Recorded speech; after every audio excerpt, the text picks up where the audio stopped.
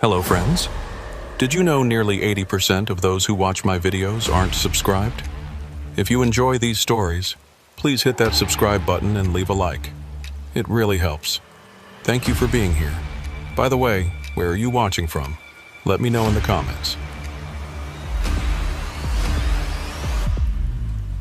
The name's Marcus, and I've been hauling freight through the Midwest for about 12 years now. Most folks don't understand what it's like spending days alone in a cab, watching endless miles of highway disappear under your wheels. Chicago runs were always my bread and butter. Good pay, predictable routes, and usually straightforward deliveries.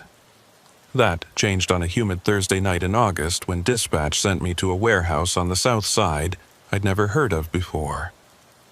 The address led me through industrial districts that looked abandoned even in daylight. By the time I arrived at 11:47 p.m., the whole area felt wrong. Street lights were either broken or flickering, casting these sickly yellow pools of light that made the shadows between them seem deeper. The warehouse itself was a massive concrete structure, probably built in the 60s with rust stains running down its walls like dried blood. I pulled up to the loading dock and killed the engine. The manifest said I was picking up machine parts heading to Detroit, but the paperwork had been vague about specifics. That should have been my first warning. In 12 years of driving, legitimate businesses always had detailed cargo lists. This one just said industrial equipment, with a weight estimate that seemed off. The loading dock was lit by a single floodlight that kept attracting moths, their shadows dancing across the concrete platform. I climbed down from my cab and approached the metal door beside the dock. There was supposed to be someone named Frank meeting me, the foreman, according to dispatch. I knocked 3 times, the sound echoing into nothing. After about 2 minutes, the door opened just wide enough for a face to peer out. The man who looked at me had deep-set eyes and skin that hadn't seen sunlight in years. "You, Marcus?" he asked, his voice scratchy like he'd been breathing in dust all day. "That's me, here for the Detroit load." He nodded slowly, studying me in a way that made my skin crawl. "Yeah, we've been expecting you. Name's Frank. Come on in while my boys get your trailer loaded." Everything in my gut told me to stay outside, but I'd driven 4 hours to get here and needed this paycheck. Lisa, my ex-wife, had been on me about being late with child support again, and turning down a job wasn't an option. So I followed Frank through that narrow door into a hallway that smelled like motor oil and something else, something organic and wrong. The hallway opened into a massive warehouse floor, dimly lit by industrial lights hanging from chains. Most of the space was empty, just concrete stretching into darkness. But there were wooden crates stacked along one wall. Big ones, the kind you'd need a forklift to move. What caught my attention, though, were the workers. There were maybe 6 of them, all wearing identical gray coveralls with no company logo. They moved in this synchronized way, like they'd rehearsed their movements. None of them looked at me directly, just kept their heads down, pushing hand trucks and operating the forklift. One of them, a tall guy with arms like tree trunks, glanced up for just a second. His face was blank, expressionless, but there was something in his eyes. Fear, maybe, or warning. Frank led me to a small office overlooking the warehouse floor. The windows were so grimy I could barely see through them. He offered me coffee from a pot that looked like it hadn't been cleaned in months. I declined. "Paperwork," he said, sliding a clipboard across the desk. "Standard stuff. You acknowledge receipt of cargo, agree to delivery terms, the usual." I picked up the clipboard and started reading. The forms looked official enough, but some details were wrong. The company name at the top, Midwest Industrial Solutions, didn't match what dispatch had given me. The delivery address in Detroit was different too, some warehouse district I wasn't familiar with instead of the auto parts distributor I was supposed to be heading to. "This isn't matching my manifest," I said, setting the clipboard down. Frank's expression didn't change, but his fingers started tapping on the desk, rapid, nervous movements. "Must be a mix-up, happens sometimes. The cargo's the same, though. Machine parts, like you were told." Through the grimy window, I watched the workers loading my trailer. They were moving fast, too fast, like they wanted to get done and get out. One of them, a younger guy who couldn't have been more than 20, kept looking toward the office, then quickly away when he saw me watching. "What kind of machine parts exactly?" I asked. "Industrial processing equipment, completely legal, all documented." Frank pulled out another folder, thicker than the first. "See? Import papers, certificates, everything's in order." I flipped through the papers, but half of them were in languages I didn't recognize. The ones in English were full of technical jargon that meant nothing to me. But what caught my eye were the weight specifications. Each crate was listed at exactly 800 pounds. That kind of uniformity didn't happen with mixed machine parts. A loud crash echoed through the warehouse. Through the window, I saw one of the workers had dropped something, and Frank jumped up so fast his chair scraped against the concrete floor. His calm demeanor cracked for just a second, and I saw something else: panic. "Wait here," he said, already heading for the door. "I need to check on that." The moment he left, I pulled out my phone to call dispatch, but there was no signal. Not unusual in these old concrete buildings, but the timing felt wrong. I stood up and moved to the window for a better view of what was happening on the warehouse floor. The workers had gathered around the dropped item, and even from up here I could see they were agitated. One of them, the tall one with the tree trunk arms, was gesturing wildly at Frank. I couldn't hear the words, but the body language was clear. Something had gone very wrong. That's when I noticed movement in the darker part of the warehouse, beyond where the lights reached. Shadows shifting in ways that didn't match the workers' movements. There were other people back there, standing still, watching. I couldn't make out details, but I counted at least 4 figures just standing in the darkness. Frank looked up at the office window and saw me watching. His face changed, hardened into something cold. He said something to the tall worker, who immediately started walking toward the stairs leading up to the office. Not running, but walking with purpose, and something about his measured pace was more frightening than if he'd been sprinting. I grabbed my keys and headed for the office door, but it wouldn't budge. The handle turned, but the door itself was stuck, like something was blocking it from the outside. Through the small window in the door, I could see the tall worker, Dennis, according to the name stitched on his coveralls, coming up the stairs. His face was still blank, but his hands were clenched into fists. The window. It was my only option. These old industrial windows were designed to open for ventilation, and I yanked on the rusted latch until it gave way with a screech. The window swung open, and cool night air flooded in along with the sounds from below. Voices now, urgent and angry. Dennis was at the door, trying the handle. When it didn't open immediately, he stepped back, and I knew he was about to kick it in. The office was on the 2nd floor, about 15 feet up, with nothing but concrete below. But staying meant finding out what Frank and his crew really wanted, and every instinct I'd developed in 12 years of driving was screaming that it wasn't good. I climbed through the window just as the door exploded inward. Dennis rushed in, his eyes scanning the room, then locking onto me half out of the window. For a second, we just stared at each other, and in that moment, I saw something in his expression change. A flicker of something. Maybe regret. Maybe relief that I was escaping.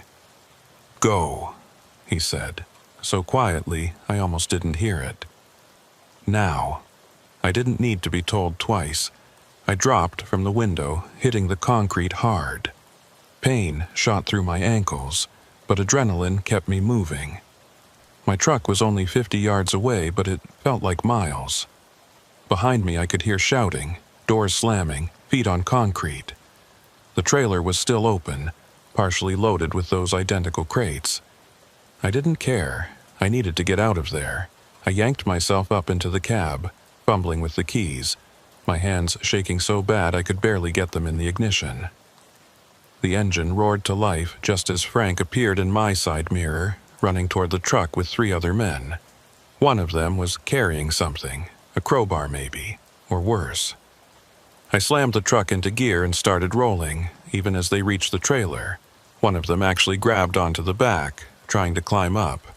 But as I picked up speed heading for the gate, he had to let go or risk being dragged. In my mirrors, I watched them standing in the floodlight. Frank pulling out a phone, probably calling whoever was really in charge of this operation. The gate was closed, of course. A chain-link fence with a padlock, but I had 40,000 pounds of truck and whatever they'd loaded in my trailer. I barely slowed down, crashing through it in a shower of sparks and twisted metal. The truck lurched, the trailer fishtailed, but I kept control, muscling it onto the street. I drove for 3 miles before I felt safe enough to pull over and check the damage. The front bumper was dented, the paint scraped, but nothing mechanical seemed broken. I walked back to the trailer, my legs still shaking, and looked inside. 5 crates, all identical, all sealed tight. Whatever was in them, it wasn't machine parts. The weight distribution was all wrong, and there was a smell coming from them. Chemical, sharp, like cleaning products mixed with something else. Each crate had a small vent on the side, covered with mesh, like whatever was inside needed air. I stood there in the empty parking lot of a closed gas station, staring at those crates in my trailer, while my hands finally stopped shaking. The smart thing would have been to call the police right then, but I needed to think. Whatever was in those crates, Frank and his crew had been desperate to load them onto my truck. And now I had their cargo, which meant they'd be looking for me. I climbed back into the cab and started driving, taking random turns through the industrial district to make sure nobody was following. The streets were empty except for the occasional security light and a few stray cats darting between dumpsters. After about 20 minutes of circling, I pulled into a 24-hour truck stop off Interstate 94. The bright lights and presence of other truckers made me feel safer, even though I knew it was temporary. I parked between 2 other rigs and sat there for a moment, trying to process what had just happened. The clock on my dashboard read 1:23 a.m. In my 12 years of driving, I'd dealt with sketchy customers, dangerous loads, and more than my share of close calls. But this was different. This felt organized, deliberate, like I'd stumbled into something much bigger than a simple cargo theft. My phone finally had signal, and I thought about calling dispatch. But what would I tell them? That I'd run from a warehouse with half a load because the workers looked scary. They'd think I'd lost my mind. Or worse, they might be in on it. The whole job had come through dispatch after all. Instead, I called Tommy, an old friend who'd been driving these routes for 25 years. If anyone would know what to do, it would be him. The phone rang 4 times before his gruff voice answered. "Marcus? Hell, man, it's almost 2 in the morning. Tommy, I need your help. Something's not right with this load I picked up." I could hear him sitting up in bed, suddenly alert. "Where are you?" "Truck stop off 94. South side pickup went bad. Real bad. Stay put. I'm 15 minutes out. Don't talk to anyone. Don't open that trailer and keep your doors locked." While I waited, I kept watching the mirrors, expecting to see Frank's crew pull into the lot any second. Every set of headlights that swept across the parking lot made my pulse spike. A few other truckers walked past, heading into the stop for coffee or a shower, completely oblivious to what I was carrying. Tommy's rig pulled in exactly 14 minutes later, a beat-up Kenworth that had seen better days but ran like a dream. He parked next to me and climbed down, all 6'4" of him, wearing jeans and a flannel shirt he'd obviously just thrown on. His gray beard was wild from sleep, but his eyes were sharp and concerned. "Show me," he said simply. I led him around to the back of my trailer, checking over my shoulder constantly. When I opened the doors, that chemical smell hit us both immediately. Tommy's nose wrinkled, and he pulled out a small flashlight from his pocket. "Jesus Christ, Marcus, you know what this smells like?" I shook my head. Formaldehyde, mixed with something else, but definitely formaldehyde. He climbed up into the trailer, examining the crates more closely. "These vents, this is how you transport something that needs preservation but can't be frozen." My stomach dropped. "You mean like medical specimens maybe, or something worse?" He jumped down, his face grim. "You said the pickup went bad. Tell me everything." I ran through the whole story. Frank, Dennis, the workers in gray coveralls, the figures in the shadows, the office window escape. Tommy listened without interrupting, but I could see his jaw clenching tighter with each detail. "Marcus, you need to listen very carefully," he said when I finished. "There have been rumors for months about organ trafficking through Chicago, truckers disappearing with refrigerated loads, bodies found weeks later missing parts. The FBI's been sniffing around, but nothing solid." "Organs? You think these crates have human organs?" "I don't know what's in them, and we're not going to find out. You're going to call 911 right now, report a suspicious load, and let them handle it. But first, we need to make sure you're safe." Before I could respond, my phone buzzed. Unknown number. Against my better judgment, I answered it. "Marcus." It was Frank's voice, calm, but with an edge that hadn't been there before. "You have something that belongs to us. I don't know what you're talking about." "Don't be stupid. We know where you are. That truck, stop off 94, right? Nice choice. Public, well-lit, lots of witnesses. Smart thinking." I looked around frantically but couldn't spot anyone watching us. Tommy must have seen my panic because he pulled out his own phone and started dialing. "Here's what's going to happen," Frank continued. "You're going to drive that trailer to a new address I'm about to give you. You're going to leave it there, keys in the ignition, and walk away. You do that and we forget this whole thing happened. You don't and things get complicated.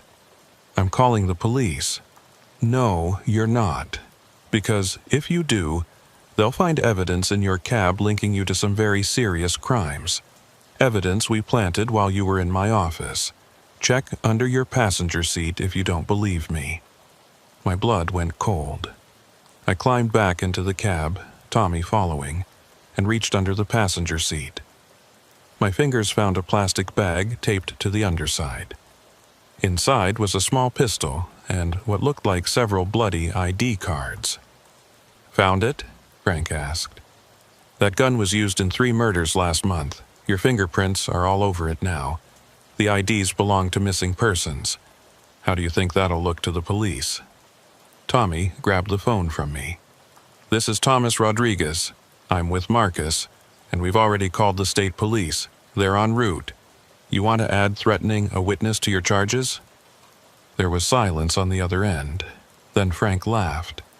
It was a cold, humorless sound. "Rodriguez, I should have known you'd get involved. Always sticking your nose where it doesn't belong." "I know who you are, Frank Morrison," Tommy said, and I saw something change in his expression. "Yeah, that's right. I know exactly who you are. What you did to those drivers in Indianapolis. What you're running through Chicago. And I know you're not the one really in charge." More silence. Then Frank's voice came back. Different now. Worried. "You don't know what you're dealing with, old man." "I know enough. I know your boss doesn't like attention. I know the feds are already watching 3 of your warehouses. And I know that if anything happens to Marcus or me, There's an envelope with names, dates, and locations that goes straight to the FBI field office. This was news to me, but I kept my mouth shut. Tommy was bluffing, or maybe he wasn't. With him, you could never tell. "You're making a mistake," Frank said. "No, you made the mistake when you tried to use my friend as a mule. Here's what's really going to happen. Marcus is going to drive that trailer straight to the state police impound lot. They're going to open those crates with a full forensics team present, and you're going to disappear back into whatever hole you crawled out of. The evidence in his cab is planted evidence, which any decent forensics tech will figure out in minutes. Try again." I could hear Frank breathing heavily on the other end. Finally, he spoke, his voice low and dangerous. "This isn't over." "Yes, it is," Tommy said, and hung up. He immediately started making calls, not to 911, but to numbers he had memorized. Old contacts, other truckers, people who knew people. Within 10 minutes, he'd arranged for 3 other drivers to escort us to the state police station. "Safety in numbers," he said. "How do you know about Frank Morrison?" I asked while we waited. Tommy's face was grim. "Lost a friend to his crew 2 years ago. Been keeping tabs on them ever since. They target independent drivers, ones without family, people who won't be missed quickly. You're lucky you got out when you did. What about the planted evidence? We'll deal with it, but we're not touching it again. Let the cops handle it with proper procedures." The other drivers arrived within 20 minutes. 3 guys I'd seen around but never really talked to. They formed a convoy around my truck, and we drove together through the empty Chicago streets toward the state police station. I kept checking my mirrors, expecting Frank's crew to come after us, but the roads stayed clear. It was almost 4 a.m. when we pulled into the police station. The desk sergeant looked confused at first, seeing 4 trucks pull up, but Tommy had called ahead. Within minutes, we were surrounded by officers, and a detective named Patricia Hoffman was taking my statement. They found the planted evidence exactly where Frank had said it would be. But like Tommy predicted, it was obviously planted. No dust disruption, fresh tape, fingerprints too perfect to be natural. The forensics team seemed almost excited by how sloppy it was. As for the crates, I never found out what was really in them. Detective Hoffman said it was part of an ongoing investigation and that I'd have to testify eventually, but for now, I was free to go. They impounded my truck as evidence, which meant I was out of work, but honestly, I was just grateful to be alive. Tommy drove me home in his truck as the sun was coming up, painting the Chicago skyline in shades of orange and pink. We didn't talk much, both of us processing what had happened. "You saved my life," I finally said as he pulled up to my apartment. "You saved your own life when you jumped out that window," he replied. "I just helped with the cleanup." The next 3 weeks were hell. I couldn't work because my truck was still impounded as evidence. The company I'd been contracting for dropped me like a hot potato, said I was too much of a liability. Bills started piling up, and Lisa was calling about the child support again. But worse than all of that was the waiting. Waiting for Frank and his crew to come after me. Waiting for the other shoe to drop. Detective Hoffman called me in for follow-up interviews twice. Each time, she looked more tired, more frustrated. The investigation wasn't going well, she admitted. The warehouse I'd gone to was empty when they'd raided it 12 hours after my escape. Completely cleaned out. No workers, no equipment, no trace of Frank Morrison or anyone else. Even the office I'd been locked in had been stripped down to the concrete walls. "It's like they were never there," she said during our second meeting, sliding a folder across the table to me. "These are the only things we found." Inside were photos of the warehouse, empty and echoing. But in one corner, barely visible, was something that made my skin crawl. Scratch marks on the concrete floor, like something heavy had been dragged repeatedly. Or someone. The crates from your trailer, Hoffman continued, contained medical equipment. Legitimate medical equipment according to our forensics team, surgical tools, preservation chemicals, portable refrigeration units. All of it legal to transport, all of it with forged but convincing documentation. But Tommy said the smell was formaldehyde. It was, used for preserving medical specimens. The equipment could be used for legitimate purposes, or... She let the sentence hang. We both knew what the "or" implied. So, you've got nothing. I wouldn't say nothing. We've connected this to similar incidents in Milwaukee, Detroit, and Cleveland. Same pattern. Truckers approached for rushed nighttime pickups, suspicious cargo, and when things go wrong, everything disappears within hours. She pulled out another photo, this one of a man I didn't recognize.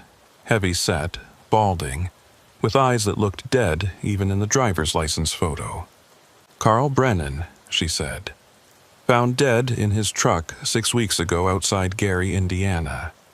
Heart attack according to the coroner. But he'd told his wife the night before that he was scared, that he'd seen something he shouldn't have during a pickup. You think Frank killed him? I think Carl saw what was really in those crates. And I think you're lucky you didn't. I left that meeting feeling worse than when I'd arrived. The police had nothing.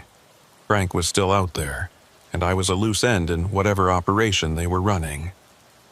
Tommy kept checking on me, bringing groceries when I couldn't afford them, offering to lend me money that we both knew I'd never be able to pay back. He'd set me up with a lawyer, too. Some guy who specialized in helping truckers who'd gotten tangled up in criminal investigations.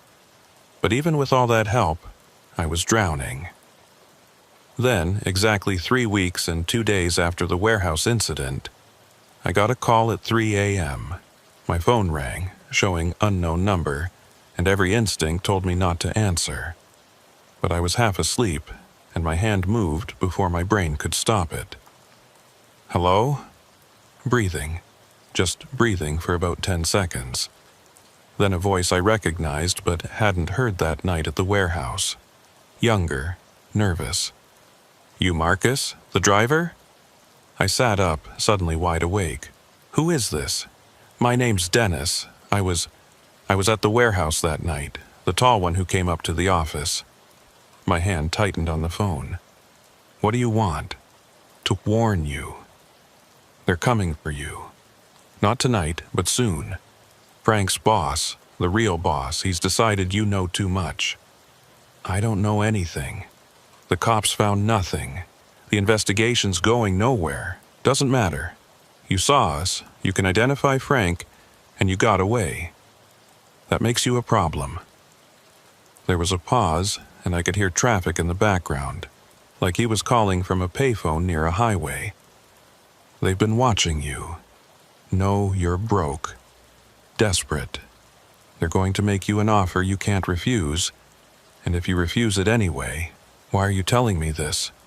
Another pause, longer this time.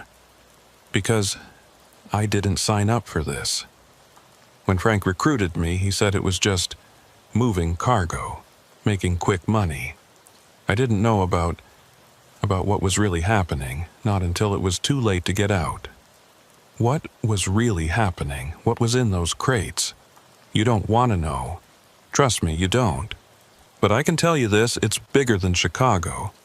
There's a whole network, coast to coast. Truckers are just the transportation.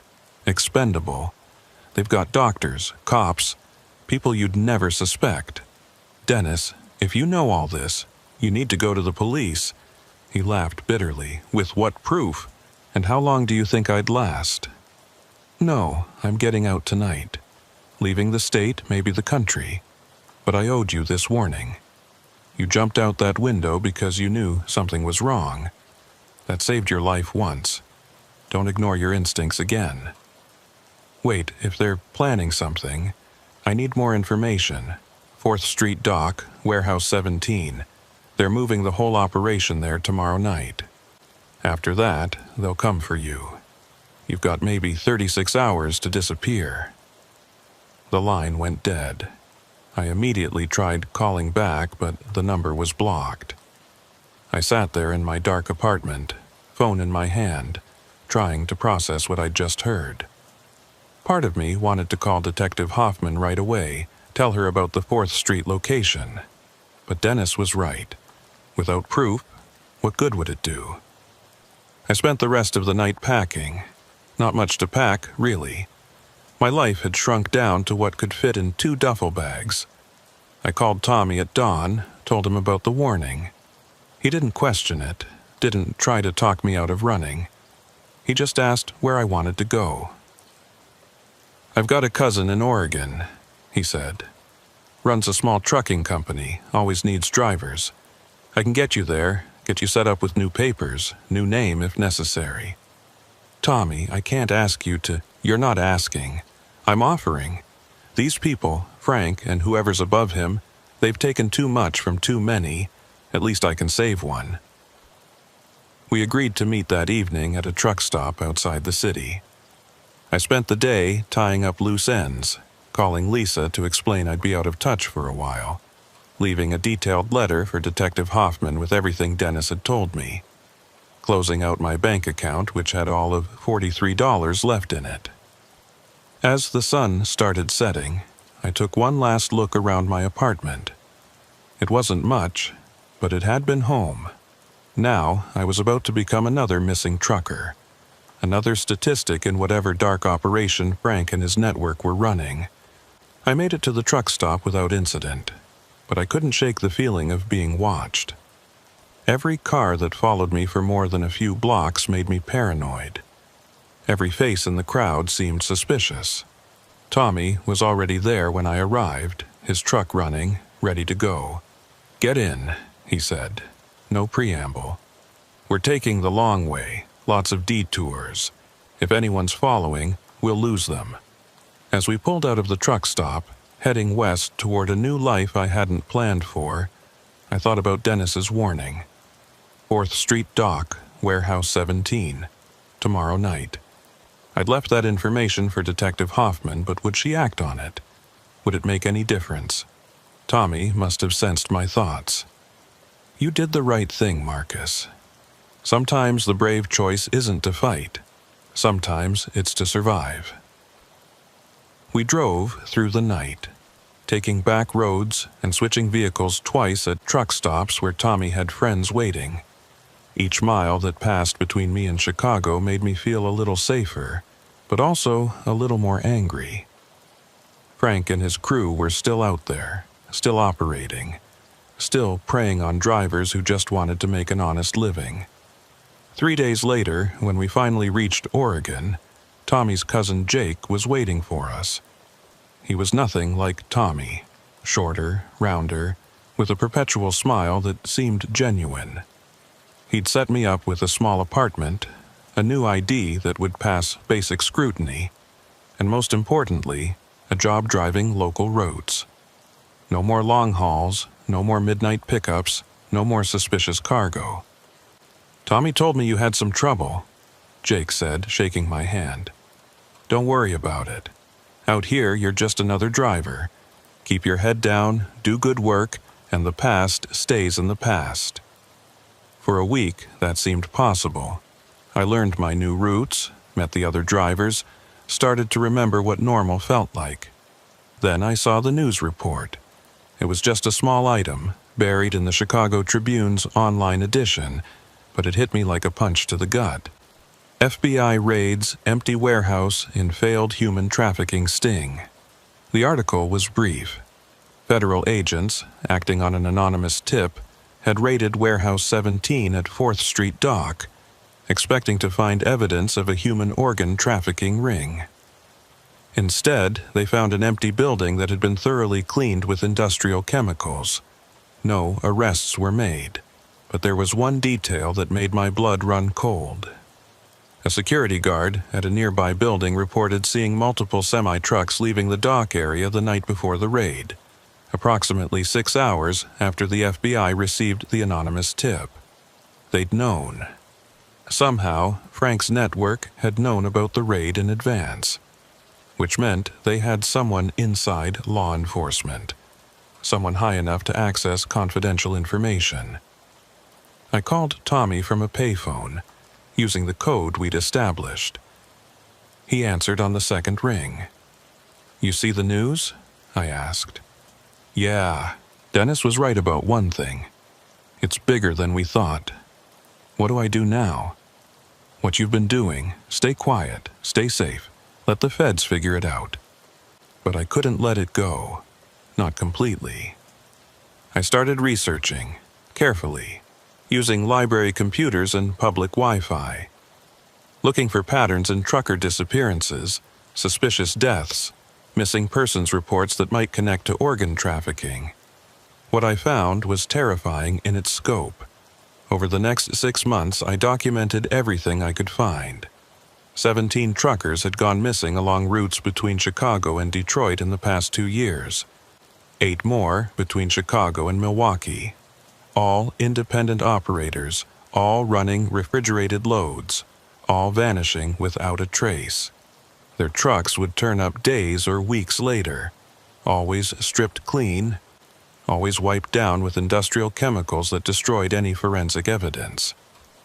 But it was the pattern of organ shortage reports that really connected the dots. Every time a cluster of trucker disappearances happened, organ availability in certain private medical facilities would spike 2 to 3 weeks later. Not the legitimate transplant centers that followed federal guidelines, but the gray market clinics that served wealthy clients who couldn't wait for official donor lists. I was careful with my research, never staying on any one computer too long, never searching from the same location twice. Jake thought I was just dealing with trauma in my own way, and Tommy kept telling me to let it go. But I couldn't. Those 17 missing truckers had families, friends, people who deserved to know what happened to them. It was a Tuesday in May when everything came to a head. I just finished a local delivery run, dropping off restaurant supplies around Portland, when I noticed a black sedan following me. Not obviously, but professionally. Staying 3 cars back, switching lanes when I did, taking every turn, my blood went cold, and all the paranoia from 6 months ago came flooding back. I called Tommy immediately. "I've got a tail." "You sure?" "Black sedan, tinted windows, been on me for the last 4 miles. Come to the yard, now. Don't go home." Jake's trucking yard was in an industrial area surrounded by other businesses and equipped with security cameras. I made it there in 15 minutes, the sedan following the entire way. When I pulled through the gates, the sedan slowed, stopped about a block away, then slowly drove past. I couldn't see the driver through the tinted windows, but I knew they were watching. Tommy was waiting for me, along with Jake and 3 other drivers I'd gotten to know over the months. They looked grim, ready for trouble. "Could be nothing," Jake said, but his hand was resting on the baseball bat he kept in his office. "It's not nothing," I said. "They found me." We waited 2 hours, but the sedan didn't come back. Finally, as the sun was setting, Tommy made a decision. "We're getting you out of here, tonight. I know a guy in Canada, completely off the grid. You can lay low there until we figure out what's happening." But as we were loading my few belongings into Tommy's truck, my phone rang. It was Detective Hoffman's number. "Marcus? Thank God. Listen, you need to know something. Frank Morrison was found dead this morning." My knees almost buckled. "What? How?" "Execution style, 2 bullets to the head. His body was dumped at that warehouse you escaped from. Marcus. There was a note pinned to his chest. It had your current alias and location on it." The blood drained from my face.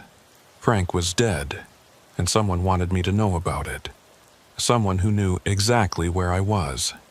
"Detective, what's going on?" "Internal war. That's our best guess. Frank was middle management and he failed to contain the situation with you. His bosses cleaned house. But Marcus, If they know where you are, they're already here. I had a tail today. Get out, now. Don't go to the police. Don't trust anyone you don't know personally. This goes higher than we thought. There's corruption in multiple departments. I shouldn't even be calling you, but I couldn't let you get blindsided. She hung up before I could respond. I looked at Tommy and Jake, both of whom had heard enough to understand the situation. Canada's not far enough, Tommy said quietly. If they've got people in the FBI, they've got reach everywhere. That's when we heard it. Engines, multiple vehicles approaching the yard. Through the gate, I could see 3 black SUVs pulling up, blocking the entrance. Men in dark clothes getting out, not rushing, just positioning themselves strategically. Back door, Jake said immediately. Through the maintenance shop. We ran, all of us, abandoning any pretense of normal. The maintenance shop connected to an alley that led to the next street over. Behind us, I could hear car doors slamming, voices shouting commands. They weren't trying to be subtle anymore. Jake had an old pickup truck parked in the alley, keys always in it for emergencies. We piled in, me, Tommy, Jake, and 2 other drivers named Robert and Paul. Jake gunned it, tires squealing as we tore out of the alley just as the first pursuers rounded the corner of the building.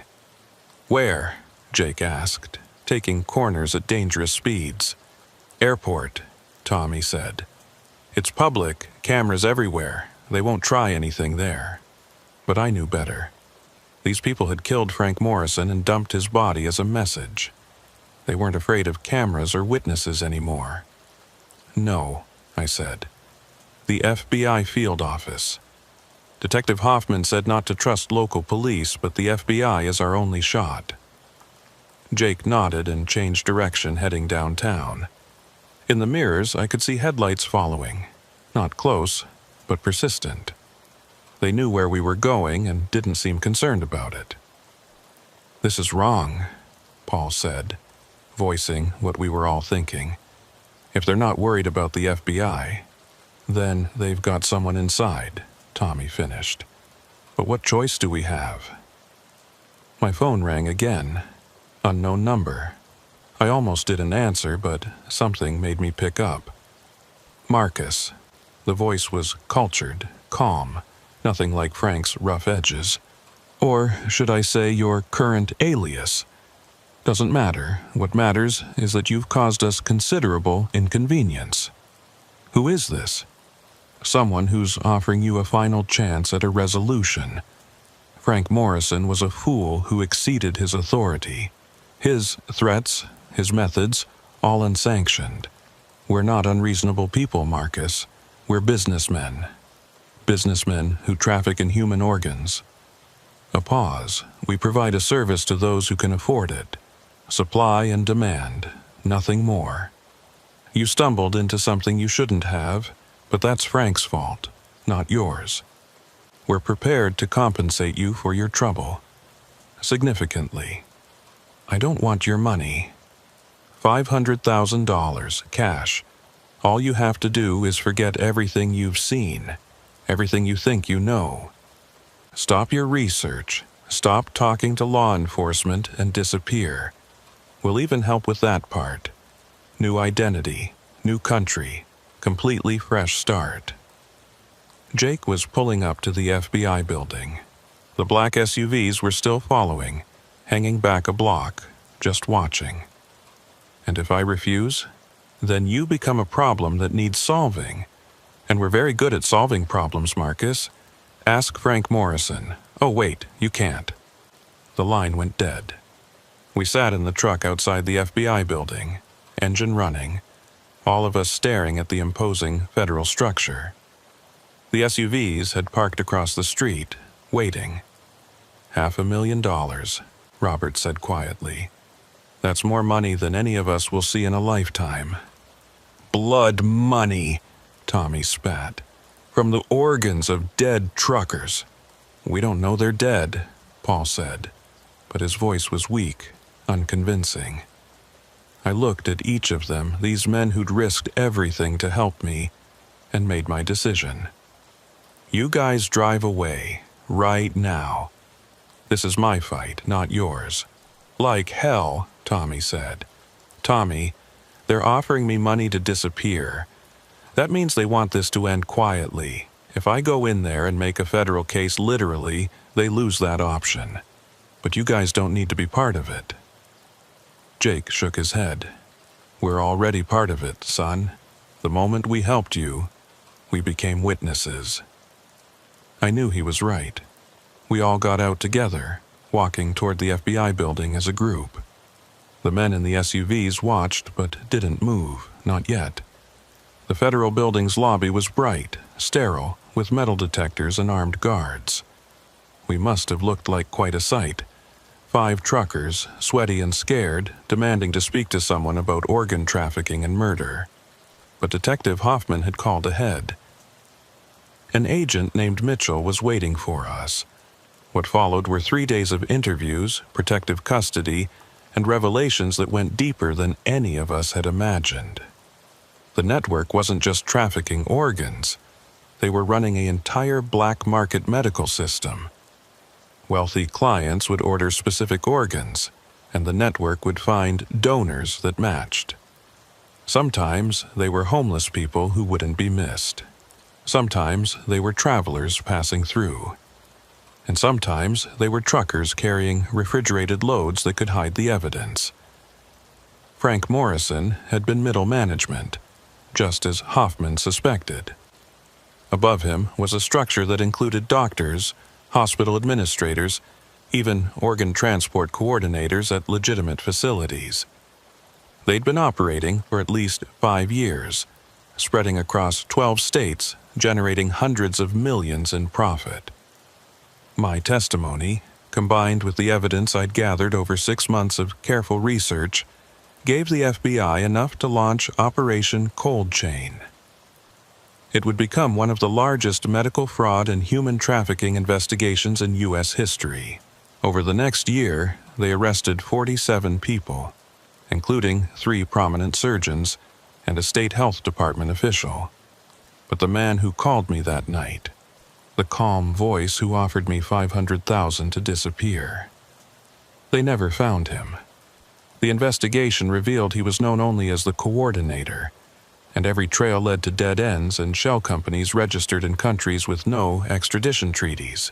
I testified in 8 different trials, always under heavy protection. Tommy, Jake, and the others had to relocate too, their lives upended because they'd chosen to help me. The guilt from that still keeps me awake some nights. It's been 3 years now since that night at the warehouse. I don't drive trucks anymore. The FBI helped me get a new career, a new life in a place I can't mention. But sometimes I dream about it. The empty warehouse, Frank's desperate face, Dennis warning me to run. The 17 missing truckers who were never found. The official story is that Operation Cold Chain was a success, that the network was dismantled. But I know better. I still monitor trucker forums, still track disappearances, still see the patterns. They're more careful now, more subtle, but they're still out there. The coordinator is still out there. Every time I see a semi on the highway, especially the refrigerated ones, I think about the drivers. Are they safe? Do they know what they might be carrying? Do they have someone like Tommy watching their backs? I survived because I listened to my instincts, because I jumped out that window when every rational thought said to stay put and play along. But 17 others didn't get that chance. Their families got closed casket funerals with official explanations about highway accidents and heart attacks. Only a few of us know the truth about what really happened to them. Sometimes reporters call, wanting to write books or make documentaries about Operation Cold Chain. I always decline, not because I'm afraid anymore, but because the story isn't over. Somewhere out there, in a warehouse just like the one I escaped from, someone is loading mysterious crates onto another trucker's rig, And that trucker has no idea that their life is about to change forever, if they're lucky enough to keep it at all. The real horror isn't what happened to me that night in Chicago. It's knowing that it's still happening, right now, to someone else. And there's nothing I can do to stop it. I still keep in touch with Tommy, though we're careful about how we communicate. He's retired now, living somewhere warm, trying to forget. But I know he monitors the forums too, watches for patterns, warns drivers when he can. We're the survivors of something that officially doesn't exist anymore. Witnesses to a darkness that runs deeper than anyone wants to admit. That's my story. Every word of it true, though you'll never find official confirmation. The FBI made sure of that. Too much panic, they said, if people knew how extensive it really was. Better to let everyone think it's over, that the bad guys were caught, that the highways are safe. But if you're a trucker reading this, especially if you haul refrigerated loads, remember what happened to me. Trust your instincts. If a pickup feels wrong, if the warehouse looks abandoned, if the workers won't meet your eyes, get out. Don't worry about the job, the money, the consequences. Just get out. Because somewhere in Chicago, or Detroit, or any city with desperate people in dark corners, there's another Frank Morrison waiting with another warehouse full of secrets. And the next driver who walks through those doors might not be lucky enough to find an open window. My name is Cornelius, though most folks just call me Neil. I've been driving 18-wheelers for nearly 20 years, and in all that time, I thought I'd seen everything the road could throw at me. Ice storms, jackknife trailers, highway robberies, you name it, I'd survived it. But what happened during that blizzard in February just outside Chicago still makes my hands shake when I think about it. I was hauling a load of pharmaceutical supplies from a distribution center in Indianapolis to a hospital network in Chicago. Time-sensitive stuff, antibiotics, insulin, vaccines that needed to stay refrigerated. The kind of cargo that couldn't wait for better weather. The forecast had called for snow, maybe 6 to 8 inches, but nothing I hadn't handled before. By the time I hit Interstate 65 heading north, though, it was clear the weathermen had gotten it wrong again. The snow was coming down sideways, these thick, heavy flakes that stuck to everything immediately. My windshield wipers were working overtime, and even with the defroster on full blast, ice kept building up on the edges of the glass. The temperature had dropped 15 degrees in the last hour, turning what should have been manageable snow into a full-scale blizzard. I was about 40 miles south of Chicago, near Crown Point, when things went from bad to worse. The wind picked up to what had to be 50 miles per hour, gusting even higher, pushing my trailer around like it was made of cardboard instead of steel. I could feel the whole rig swaying, that sick sensation when you know you're right on the edge of losing control. The smart thing would have been to pull off at the next exit, find a truck stop, and wait it out. But the next exit was 8 miles away according to my GPS, and visibility was dropping fast. I was down to maybe 20 feet, just following the barely visible taillights of a car ahead of me, hoping they knew where they were going. That's when it happened. A gust of wind, stronger than the others, caught my trailer at just the wrong angle. I felt the back end start to slide, that helpless feeling when 80,000 pounds of truck and cargo decides to go its own way. I turned into the skid, trying to correct it, but the ice underneath gave me nothing to work with. The trailer kept sliding, jackknifing slowly but inevitably. The car ahead of me disappeared into the white void.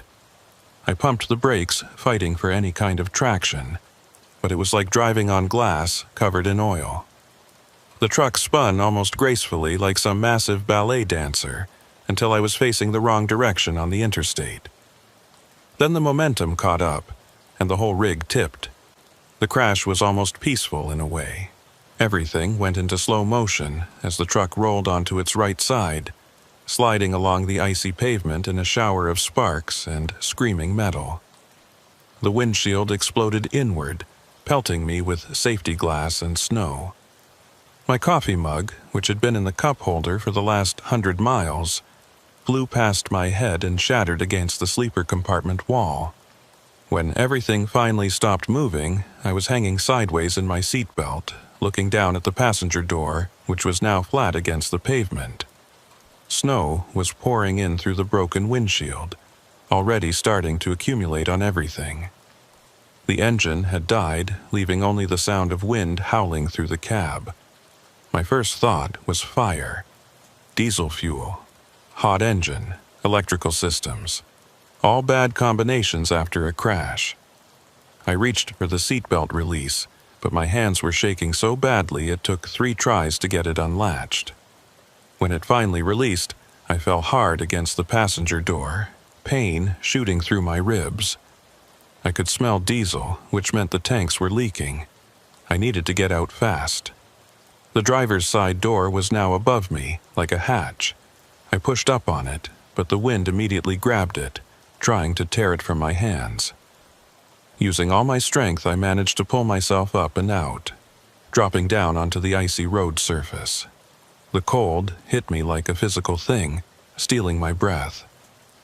I was wearing my usual winter gear, insulated jacket, work boots, thermal gloves, but the wind cut right through everything. The temperature had to be below 0, not counting wind chill. My truck was blocking one lane and part of another, hazard lights still somehow blinking their warning into the storm. I grabbed my emergency kit from the side box that was still accessible, then moved away from the truck in case it caught fire. That's when I realized how truly bad my situation was. I couldn't see more than 10 feet in any direction. The interstate had transformed into an Arctic wasteland, no other vehicles visible, no lights except my dying hazards, no sound except wind. My phone had been in the center console and was probably somewhere in the wreckage. Even if I found it, cell towers were probably down in this weather. I was alone, injured. My ribs were definitely bruised, if not cracked, and rapidly losing body heat. I'd been standing there maybe 2 minutes trying to figure out my next move when I heard it through the wind, an engine. Headlights appeared like yellow eyes in the white, approaching slowly. A pickup truck materialized from the storm, a big Ford F-350, dark blue or black, hard to tell in the conditions. It stopped about 30 feet from my overturned rig. The driver's door opened and a man stepped out. He was tall, wearing a heavy parka with the hood up, face mostly hidden by a scarf. He walked toward me with confident steps despite the ice, like he was used to these conditions. "Hell of a mess," he called out over the wind. "You hurt?" "Ribs," I shouted back. "But I can walk." He came closer, and I could see his eyes above the scarf, pale blue, almost gray, studying me and the wreck with an intensity that seemed odd for a good Samaritan. "Name's Jasper," he said. "We need to get you out of this weather before you freeze to death." Something in my gut, that trucker's instinct that had kept me alive for 20 years, whispered a warning. But what choice did I have? Stay here and freeze, or accept help from a stranger? "Got a phone?" I asked. "Need to call this in." "Towers are down all over," Jasper said, already heading back to his truck. "Come on, I know a place about 10 minutes from here where you can warm up and wait for the storm to pass." I hesitated, looking back at my rig. $40,000 worth of medical supplies slowly freezing in that trailer. My entire livelihood lying on its side in the snow. But Jasper was right. I'd be dead from hypothermia long before any official help arrived. I followed him to the pickup, each step careful on the ice. When I climbed into the passenger seat, the heat hit me like a blessing. The interior was immaculate, almost obsessively clean. No fast food wrappers, no coffee stains, no personal items at all. Just leather seats and that new car smell, which seemed impossible for a truck that had to be at least 5 years old. Jasper climbed in and put the truck in drive, navigating around my wreck with practiced ease. "Lucky I came along," he said, his voice muffled by the scarf he still hadn't removed. "Not many people stupid enough to be out in this." "I had a delivery schedule to keep," I said, teeth still chattering. "Medical supplies, right? Saw the hazmat placards on your trailer." That gave me pause. It would have been almost impossible to read those placards in this visibility, especially with the truck on its side. But maybe he'd just made an educated guess based on the refrigeration unit. We drove in silence for a few minutes, the truck handling the icy roads surprisingly well. Jasper seemed to know exactly where he was despite the near-zero visibility, taking turns without hesitation, never slowing to check street signs or landmarks. "You from around here?" I asked. "You could say that. Born and raised in Indiana, know these roads like the back of my hand. Lucky for me." He glanced over, and for just a second, I saw his eyes crinkle like he was smiling under that scarf. "Yeah, lucky." We turned off what I assumed was still the interstate onto a smaller road. The snow was even deeper here, no tire tracks except ours. The trees pressed in close on both sides, their branches heavy with white, creating a tunnel effect that made the darkness even more oppressive. "Where exactly are we going?" I asked, that uneasy feeling growing stronger. "Friend of mine has a hunting cabin not far from here. Got a generator, wood stove, everything you need to ride out a storm like this. He won't mind us using it." "Maybe we should just head to the nearest town instead." "Nearest town is Lowell, and it's 15 miles in the opposite direction. You really want to risk that in this weather?" He had a point, but something was off. The way he drove with such confidence in zero visibility, the way he'd appeared so quickly after my crash, the complete absence of any personal touches in his supposedly well-used truck. "Actually," I said, trying to keep my voice casual, "if you could just drop me at the next gas station or anywhere with people, that would be great." Jasper didn't respond immediately. When he did, his tone had changed slightly, still friendly but with an edge underneath. "No gas stations out this way. Besides, you're hypothermic whether you realize it or not. Your lips are blue, you're shaking, and your speech is starting to slur. You need immediate warmth and medical attention." He was right about the shaking, but my speech wasn't slurred. I'd been careful to speak clearly despite the cold, which meant he was either mistaken or lying to justify not taking me where I wanted to go. We turned again, onto what couldn't even be called a road anymore. Just a break in the trees barely wide enough for the truck. The branches scraped against the sides, creating an eerie scraping sound that reminded me of fingernails on metal. "Listen, Jasper," I started, but he cut me off. "Almost there. You'll see. This is the best option. My friend actually used to be an EMT, might still have some medical supplies that could help with those ribs." Another red flag. I hadn't mentioned my ribs hurting since that first exchange by my truck. No visible injuries, no wincing, nothing that would indicate where I was hurt. Yet he remembered that specific detail from our brief conversation in the howling wind. The trees opened up into a small clearing, and a cabin materialized from the snow. It was bigger than I'd expected, 2 stories, with dark windows that reflected nothing. No lights, no smoke from the chimney, no sign anyone had been here recently except for one thing. Fresh tire tracks leading around to the back, multiple sets, barely visible under the still falling snow. Jasper parked near the front door and turned off the engine. In the sudden silence, I could hear my heart pounding. Every instinct I had was screaming at me to run, but where would I go? I was miles from anywhere in a blizzard, injured, with no phone and no idea which direction led to safety. "Come on," Jasper said, opening his door. Let's get you inside and warmed up." I didn't move. "You know what? I think I'll wait in the truck. You go ahead and get the heat going first." He turned to look at me fully, and for the first time I noticed his hands. They were covered in surgical gloves under his winter gloves, the latex barely visible at the wrists. No one wears surgical gloves for driving in a snowstorm. "Cornelius," he said, and my blood went cold. I hadn't told him my name. "Don't make this difficult. You're going to freeze to death out here one way or another. At least, inside, you have a chance." I grabbed for the door handle, but it wouldn't budge.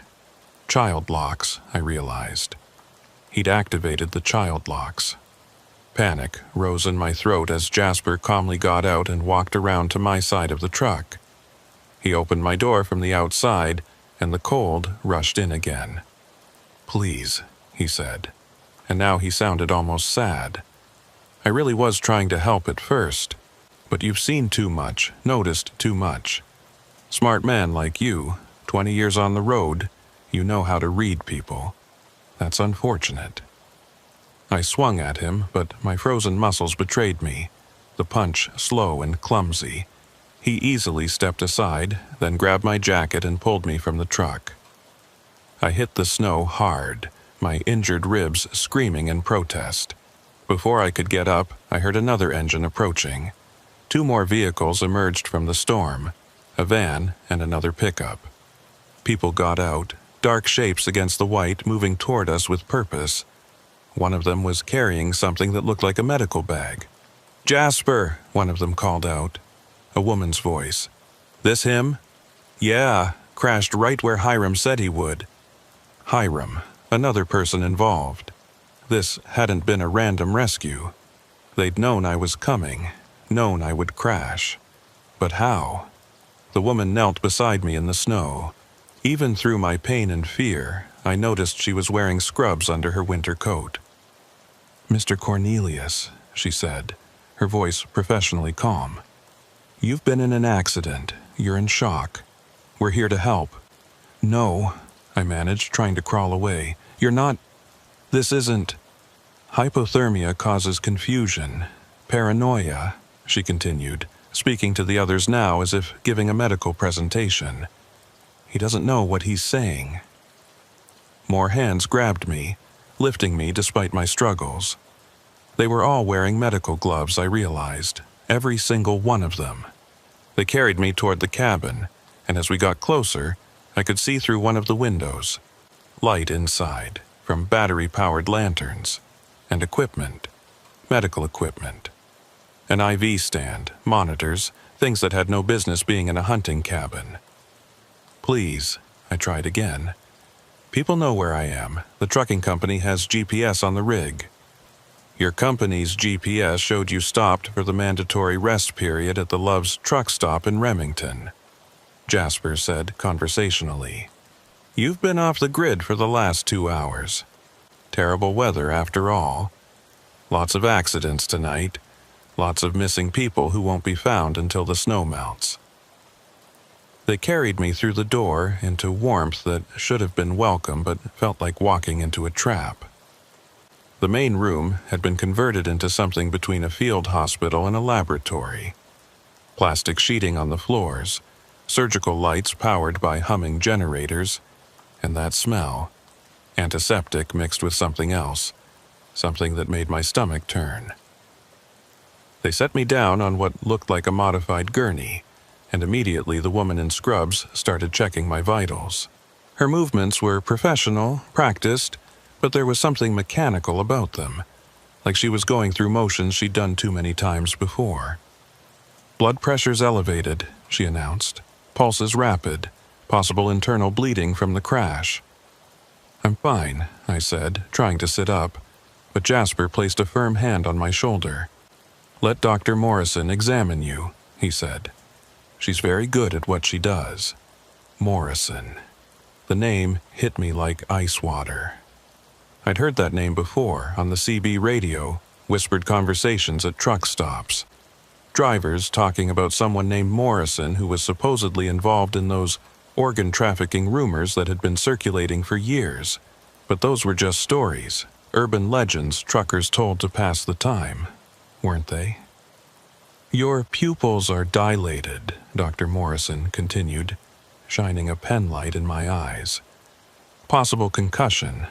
We should run a full panel. A full panel? I asked. In a cabin in the woods? She smiled, but it didn't reach her eyes. We're better equipped than you might think. Hiram prepped the IV. A younger man, barely out of his 20s from the look of him, wheeled over an IV stand. His hands were shaking slightly as he prepared the needle, and unlike the others, he wouldn't meet my eyes. What's in that? I demanded, trying to pull away, but Jasper and another man held me down. Just saline and something for the pain, Dr. Morrison said soothingly. You've been through trauma. You need fluids. I don't consent to this. This is kidnapping. The needle went in anyway, a sharp prick in my arm, and within seconds I could feel something cold flowing into my veins. Not saline. I'd had IV fluids before after a bad case of food poisoning.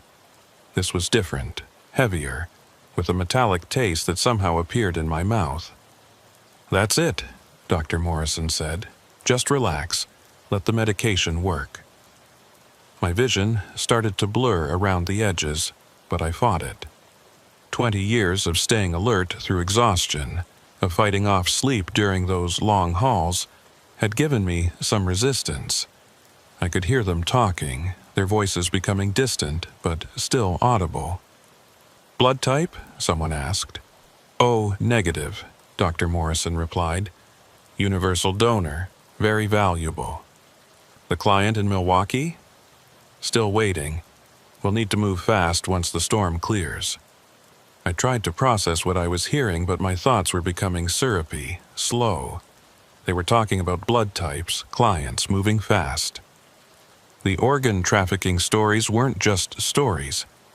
They were real, and I was about to become part of them. He's fighting it, Hiram said, and I could hear fear in his voice. Should we increase the dose? No, Dr. Morrison said sharply. Too much, and we risk damaging the organs. He's a big man. It'll just take longer. Organs, plural. They weren't just planning to take my blood. They were planning to take everything. I had to stay conscious, had to find a way out. I focused on the pain in my ribs, using it as an anchor to keep from sliding into the darkness. Through my blurred vision, I could see the room more clearly now.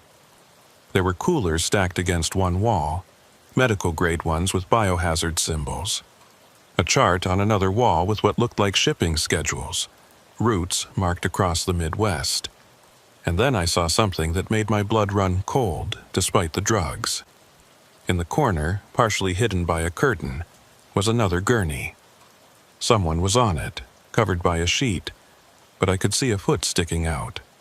A foot wearing a trucker's boot, just like mine. The other one's ready for transport, someone said, noticing where I was looking. Once this storm clears, we can move both shipments. Other one. Another trucker, probably with a similar story. Broken down or crashed in the storm, rescued by Good Samaritan Jasper, brought here to help. How many times had they done this? How many drivers had disappeared into this cabin in the woods? His eyes are still tracking, Hiram observed nervously. He's still conscious. Dr. Morrison came over and looked down at me, studying my face with clinical detachment. Remarkable constitution, she said. The adrenaline from the crash must be counteracting the sedative. Jasper, tell me again how you found him. Exactly where the scanner said he'd be, Jasper replied. That icy patch at mile marker 247 worked perfectly. Every truck that hits it at highway speed is guaranteed to jackknife. They'd caused my crash. Deliberately iced a section of highway during a storm, knowing truckers would have to maintain speed to keep schedule. It was murder, premeditated and calculated. Did you recover his phone? De Morrison asked. Still in the wreck, probably, but it doesn't matter. The storm will keep anyone from investigating for hours, maybe days. And his company? Small operation out of Fort Wayne. They won't even know he's missing until he fails to deliver tomorrow afternoon. They'd researched me, knew my route, my company, everything. This wasn't random. I'd been selected, targeted, hunted. I tried to speak, to scream, but my mouth wouldn't cooperate. Only a low groan escaped, barely audible over the generator's hum. Increase the dose, Dr. Morrison finally decided. We can't have him conscious for the next part. Hiram adjusted something on the IV, and this time the darkness came rushing in like a tide. But just before I went under, I heard something that gave me hope. A voice from outside, muffled by the storm but clearly agitated. State police are running the highways. They found the truck already. The last thing I heard was Dr. Morrison cursing, followed by rapid movement, people running, equipment being moved. Then nothing. When I came to, I didn't know how much time had passed. Minutes? Hours? The room was darker, most of the surgical lights turned off. I could hear voices from another room, urgent, arguing. We leave now, Dr. Morrison was saying. Take what we can. Destroy the rest. What about him? That was Jasper. He's seen too much. We can't leave him. So we take him with us? No. Too risky with the police searching. We finish the extraction here, take what we can use, leave the rest. Extraction. They were going to kill me, harvest whatever organs they could, and leave my body here. I tested my limbs. The drugs were wearing off, but I was still weak, uncoordinated. The IV was still in my arm, but the bag was nearly empty. I turned my head slowly, looking for anything I could use. There, on a table just within reach, surgical instruments laid out on a sterile cloth. If I could just reach them. The door opened, and Hiram walked in alone. He stopped when he saw I was awake, and for a moment we just stared at each other. He was young, maybe 22, with the kind of face that belonged in a college classroom, not this house of horrors. "Please," I whispered, my voice barely working. "You don't have to do this." He looked toward the door, then back at me. "I don't have a choice. They have my sister, said they'd kill her if I don't help. We can go to the police together. They'll protect her." "No." He shook his head. "You don't understand. These people are connected. They have cops, judges, doctors, and hospitals. There's nowhere safe. Then help me escape. We'll both run." He was quiet for a long moment, clearly conflicted. Then he moved to the IV and did something I didn't expect. He removed the needle from my arm. "The state police really are coming," he whispered. "Someone found your truck, called it in. They'll be here soon, but not soon enough. Dr. Morrison is going to—" He couldn't finish the sentence. "Help me up." "I can't. They'll know." "Then give me something, anything, a weapon, a phone, something." He looked around frantically, then grabbed something from a medical bag. A scalpel, small but sharp. He pressed it into my hand. "Play dead when they come for you," he whispered. "It might buy you time." Before I could respond, Dr. Morrison's voice called from the other room. "Hiram, prep him for emergency extraction. We have 15 minutes maximum." Hiram squeezed my shoulder once, then called back, "On it." He wheeled over a tray of surgical equipment, his hands shaking as he arranged it. "I'm sorry," he whispered. "I'm so sorry." Dr. Morrison entered, now wearing surgical scrubs and gloves. Jasper was with her, and 2 other men I didn't recognize. They all looked tense, rushed. "Is he under?" she asked Hiram. "Yes," he lied, "completely unconscious." I closed my eyes, forced my breathing to slow. made my body go limp. The scalpel was hidden under my palm, pressed against the gurney. Good. We'll take the kidneys first. They're the most valuable. Then liver, heart if we have time. I felt them moving around me, heard the clink of instruments. Someone started cutting my shirt open. The cold air hit my chest, and it took everything I had not to shiver. "Wait," Jasper said suddenly. "You hear that?" Everyone stopped. In the distance, barely audible over the storm, were sirens, multiple sirens getting closer. "Damn it," Dr. Morrison hissed. "How did they find us so fast?" "The kid must have talked," one of the men said, and I heard the unmistakable sound of a gun being cocked. "I'll deal with him." "No time," Dr. Morrison said. "Grab the coolers with the preserved specimens. Leave everything else." "What about him?" Jasper asked, meaning me. Dead men tell no tales. I felt someone lean over me, felt breath on my face. This was it. I gripped the scalpel, ready to fight for my life with whatever strength I had left. Then the door exploded inward. "State police! Nobody move!" Chaos erupted. Shouting, running, something crashing to the floor. I opened my eyes to see officers flooding the room, weapons drawn. Dr. Morrison was backing toward the rear door, her hands up but her eyes calculating. Jasper had dropped to his knees immediately, but one of the other men made a run for it. "He's alive!" someone shouted, pointing at me. "We need medics in here now!" A state trooper appeared beside me, young, professional, his hand on his weapon as he scanned for threats. "Sir, are you okay? Can you speak?" "Cornelius," I managed. "My name is Cornelius. They were going to—" "You're safe now," he said. "Medics are coming."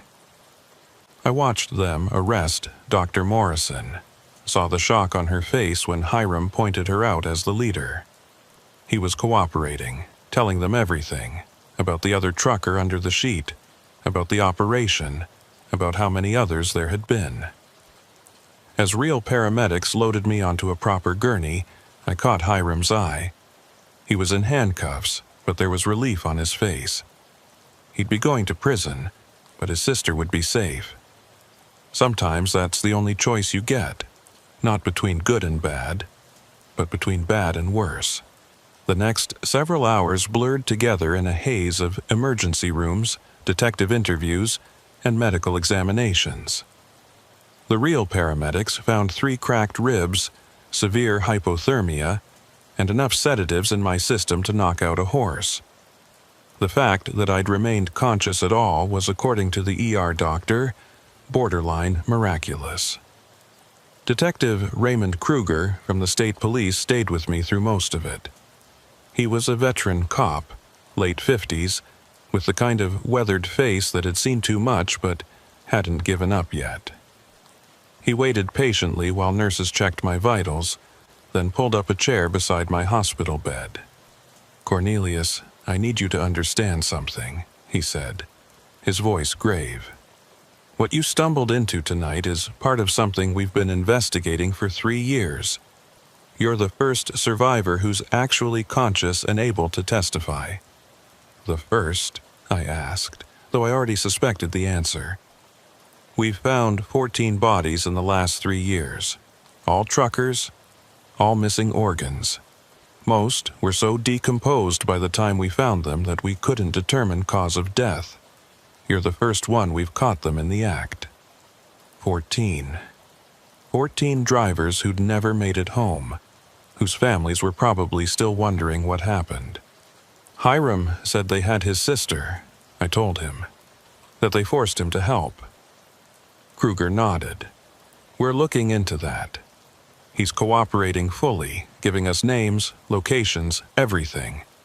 Turns out Dr. Morrison, her real name is Dr. Angela Thorne, by the way, has been running this operation across 3 states. She had a legitimate medical license, even worked at Chicago Presbyterian until 2 years ago when she was quietly let go for ethical violations. And Jasper? Jasper Whitman, ex-military, dishonorably discharged for black market dealings in Afghanistan. He was their procurer, finding targets, setting traps, doing the dirty work. That ice patch that caused your crash? He spent 2 hours this afternoon spraying water on that exact spot, creating a perfect trap. The calculated nature of it made me sick. While I'd been checking my load, planning my route, these people had been setting up my death trap. The client in Milwaukee they mentioned, I said. We're tracking it down. Hiram gave us a list of regular clients. You'd be horrified how many wealthy people are willing to pay for organs, no questions asked. We're talking state senators, CEOs, people with enough money to bypass the normal transplant lists. A nurse came in to adjust my IV, a real IV this time, with actual saline and antibiotics. I flinched when she approached with the needle, and she gave me a sympathetic look. "It's okay," she said gently. "You're safe here. There's an officer stationed outside your door, and we've got security on high alert." After she left, Kruger continued. "We found something else in that cabin, records going back 5 years. Your company, Cornelius, they were specifically targeting small, independent operations. Drivers who wouldn't have corporate resources looking for them immediately. My dispatcher already contacted. Your load is being recovered and rerouted. Your truck, well, insurance will handle that. But you're alive, and that's what matters." I thought about my truck, lying on its side in the snow. 20 years I'd been driving, and this was how it ended.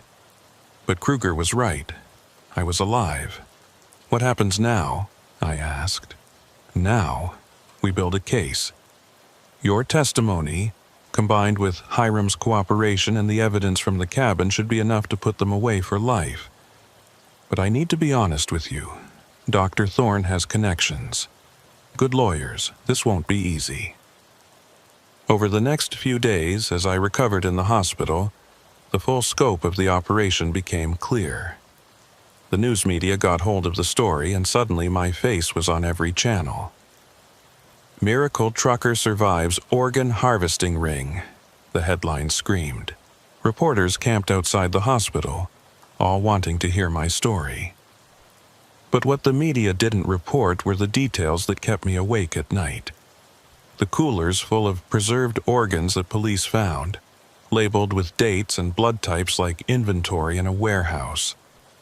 The other trucker on that gurney, identified as Robert Henley from Omaha, who'd been missing for 3 days.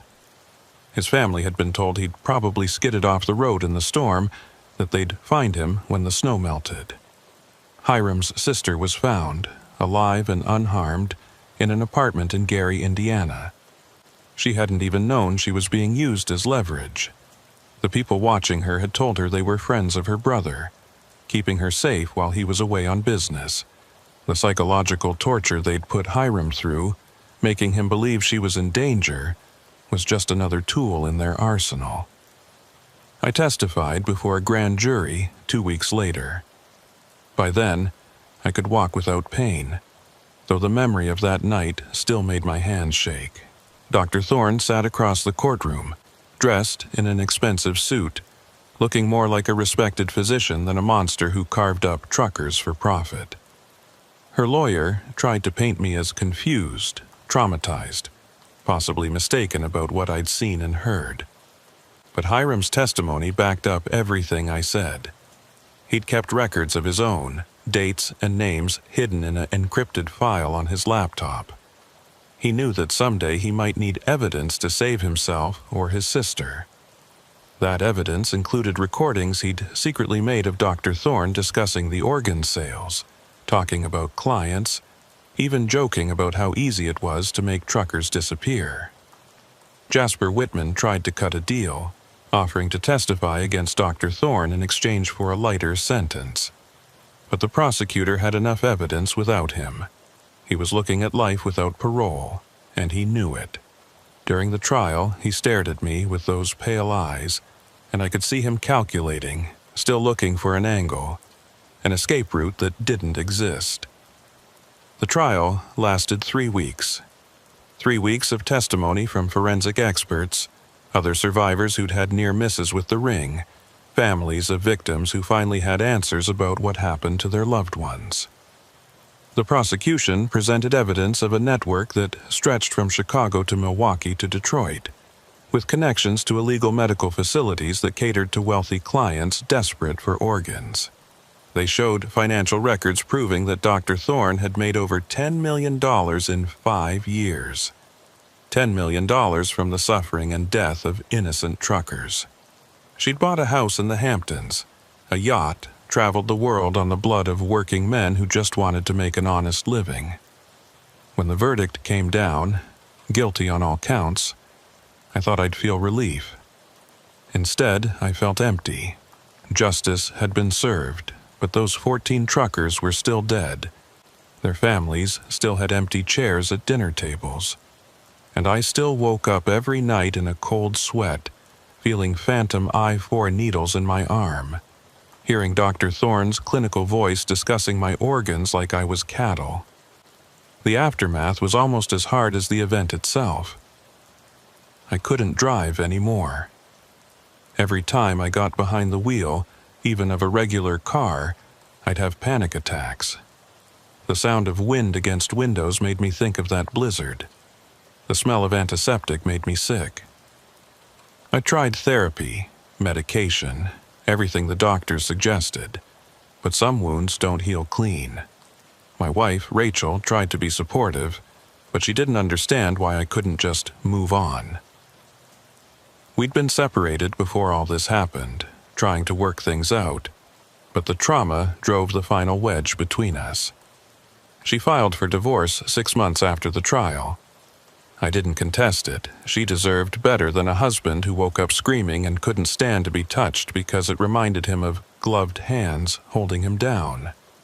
I moved to a small apartment in Fort Wayne, close to my brother Stanley and his family. Stanley ran a hardware store, offered me a job that didn't involve driving. It was honest work, helping customers find the right tools, mixing paint, organizing inventory. Nothing like the open road, but stable, safe. One day, about a year after the incident, a young man came into the store. I recognized him immediately, though he'd changed. Hiram had lost weight, his face gaunt, eyes holding a sadness that probably matched my own. He'd served 8 months in minimum security and was on probation for 5 years. "Cornelius," he said quietly. I wasn't sure if I should come, but I needed to say something. I could have called the police, could have made a scene. Instead, I led him to the break room, poured 2 cups of terrible coffee, and sat down across from him. "I'm sorry," he said, the words tumbling out. "I know it doesn't mean anything, doesn't change anything, but I'm so sorry. I think about that night every day. If I'd been stronger, if I'd gone to the police despite their threats. You saved my life," I told him. "When you pulled that IV, when you gave me the scalpel, you saved my life. I helped put you in that position in the first place. You were trying to save your sister. I can't say I wouldn't have done the same in your position." We talked for an hour. He told me about prison, about the other inmates who'd treated him like a hero for testifying against Dr. Thorne. He told me about his sister, who was in college now, studying to be a social worker. She wanted to help people who'd been victimized, to make some good come from the horror. Before he left, Hiram handed me an envelope. "I know money doesn't fix anything, but this is my first payment. I'm going to send you something every month for the rest of my life. It's not enough, will never be enough, but it's something." I tried to refuse, but he insisted. In the envelope was $200 cash and a note that just said, "Thank you for surviving." I never cashed his money. Every month an envelope would arrive, and I'd add it to a box in my closet. Maybe someday I'd donate it to a trucker's charity or a victim's fund. For now, it was just a reminder that even in the darkest moments, people could choose to do the right thing. The nightmares continued, but they changed over time. Instead of reliving that night in the cabin, I'd dream about the truckers who didn't make it. They'd be sitting in my apartment drinking coffee, talking about their roots, their families, the lives that were stolen from them. Robert Henley was always there. The trucker from that other gurney telling me about his kids, showing me pictures of grandchildren he'd never meet. 3 years have passed now since that night in the blizzard. Dr. Thorne is serving life without parole in a maximum security prison. Jasper Whitman killed himself in his cell 6 months into his sentence, unable to face decades in a cage. The other members of the ring got various sentences, from 10 years to life, depending on their involvement. The trucking industry changed too. Companies started implementing better check-in procedures, GPS tracking that couldn't be spoofed, panic buttons in cabs. The FBI created a task force specifically for crimes targeting long-haul drivers. It was too late for the 14 who died, but maybe it would save others. I still work at Stanley's hardware store. Still live in my small apartment. Still wake up some nights feeling the cold of that blizzard, the weight of those hands holding me down. But I also wake up, which is more than those 14 drivers can say. Sometimes customers recognize me from the news coverage, want to shake my hand, call me a hero. I'm not a hero. I'm just a trucker who got lucky, who had one person with a conscience in a room full of monsters. Heroes are the ones who choose to do right even when it costs them everything. That's Hiram, turning evidence against people who threatened his sister. That's Detective Kruger, who spent 3 years chasing shadows to find these killers. That's the families of those 14 truckers, who somehow find the strength to keep going despite their loss. The story should have ended there, with justice served and me trying to rebuild some semblance of a normal life. But evil doesn't always stay buried, and the network Dr. Thorne had built was more extensive than anyone realized. It started with small things: hang-up calls to the hardware store, cars parked across from my apartment for hours with tinted windows, mail that had clearly been opened and resealed. I told myself I was being paranoid, that the trauma was making me see threats that weren't there. But when Stanley mentioned that someone had been asking about me, a well-dressed woman claiming to be a journalist but refusing to leave contact information, I knew my instincts were right. The 4th winter after the incident, almost to the day, I got a call that changed everything. It was Detective Kruger, and he sounded tired, worried. "Cornelius, I need you to listen carefully. Dr. Thorne was killed in prison yesterday." "Good," I said, and meant it. "No, you don't understand. She was killed by another inmate who claims someone paid him to do it. Someone on the outside wanted her silenced. Why would? Because she was about to testify in a new case. The feds found evidence of another ring, bigger than hers, operating out of Canada. She was going to trade information for a transfer to minimum security. Now she's dead, and our only lead is gone." I felt the familiar cold creeping up my spine. What does this have to do with me? Her lawyer had a visitor the day before she died. Security footage showed a man we couldn't identify, but he left something behind. A partial fingerprint on the sign-in sheet. We ran it through every database we had and got nothing. Then Hiram called me. "Hiram?" He saw the security footage on the news. Says he recognizes the man from the cabin that night. Someone he only saw once in the background, but memorable because of his eyes. One blue, one green. Heterochromia. Ring any bells? I searched my memory of that horrible night, but so much of it was blurred by drugs and fear. No, I don't remember anyone like that. Well, he apparently remembers you. Hiram says this man was asking Dr. Thorne about you specifically that night. What you'd seen, what you'd heard, what you might have overheard about their connections. But I testified to everything I knew. Maybe. Or maybe you know something you don't realize you know. Either way, we think you might be in danger. I'm sending a patrol car to your apartment." But by the time the patrol car arrived, I was already gone. Call it trucker's instinct or just paranoia finally paying off, but I'd packed a go-bag the moment Kruger mentioned the heterochromia. I went out to the back window, down the fire escape, and disappeared into the Fort Wayne night. I couldn't go to Stanley. I wouldn't put his family in danger. Couldn't go to any friends for the same reason. So I did what I'd done for 20 years. I got on the road. Not in a truck this time, but in a beat-up Honda Civic I bought with cash from a guy selling it in a grocery store parking lot. For 3 days, I drove aimlessly, staying in cash-only motels, keeping my head down. I was at a truck stop near Toledo, buying coffee and trying to figure out my next move, when I saw him. Or rather, I saw his eyes in the security mirror above the register, one blue, one green, watching me from the coffee station. He was tall, thin, wearing an expensive suit that looked out of place among the truckers and travelers. When our eyes met in the mirror, he smiled and raised his coffee cup in a mock toast. I left my coffee on the counter and walked quickly but calmly toward the exit. He followed, not rushing, maintaining that same easy smile. In the parking lot, I broke into a run toward my car, but he called out, "Cornelius, let's talk. I have a proposition." I stopped, turned. He was standing by a black Mercedes, hands visible, clearly unarmed. Up close, those mismatched eyes were even more unsettling. "5 minutes," he said. "That's all I ask.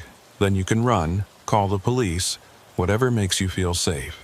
Talk from there," I said, keeping my distance. "My name is Victor Keene.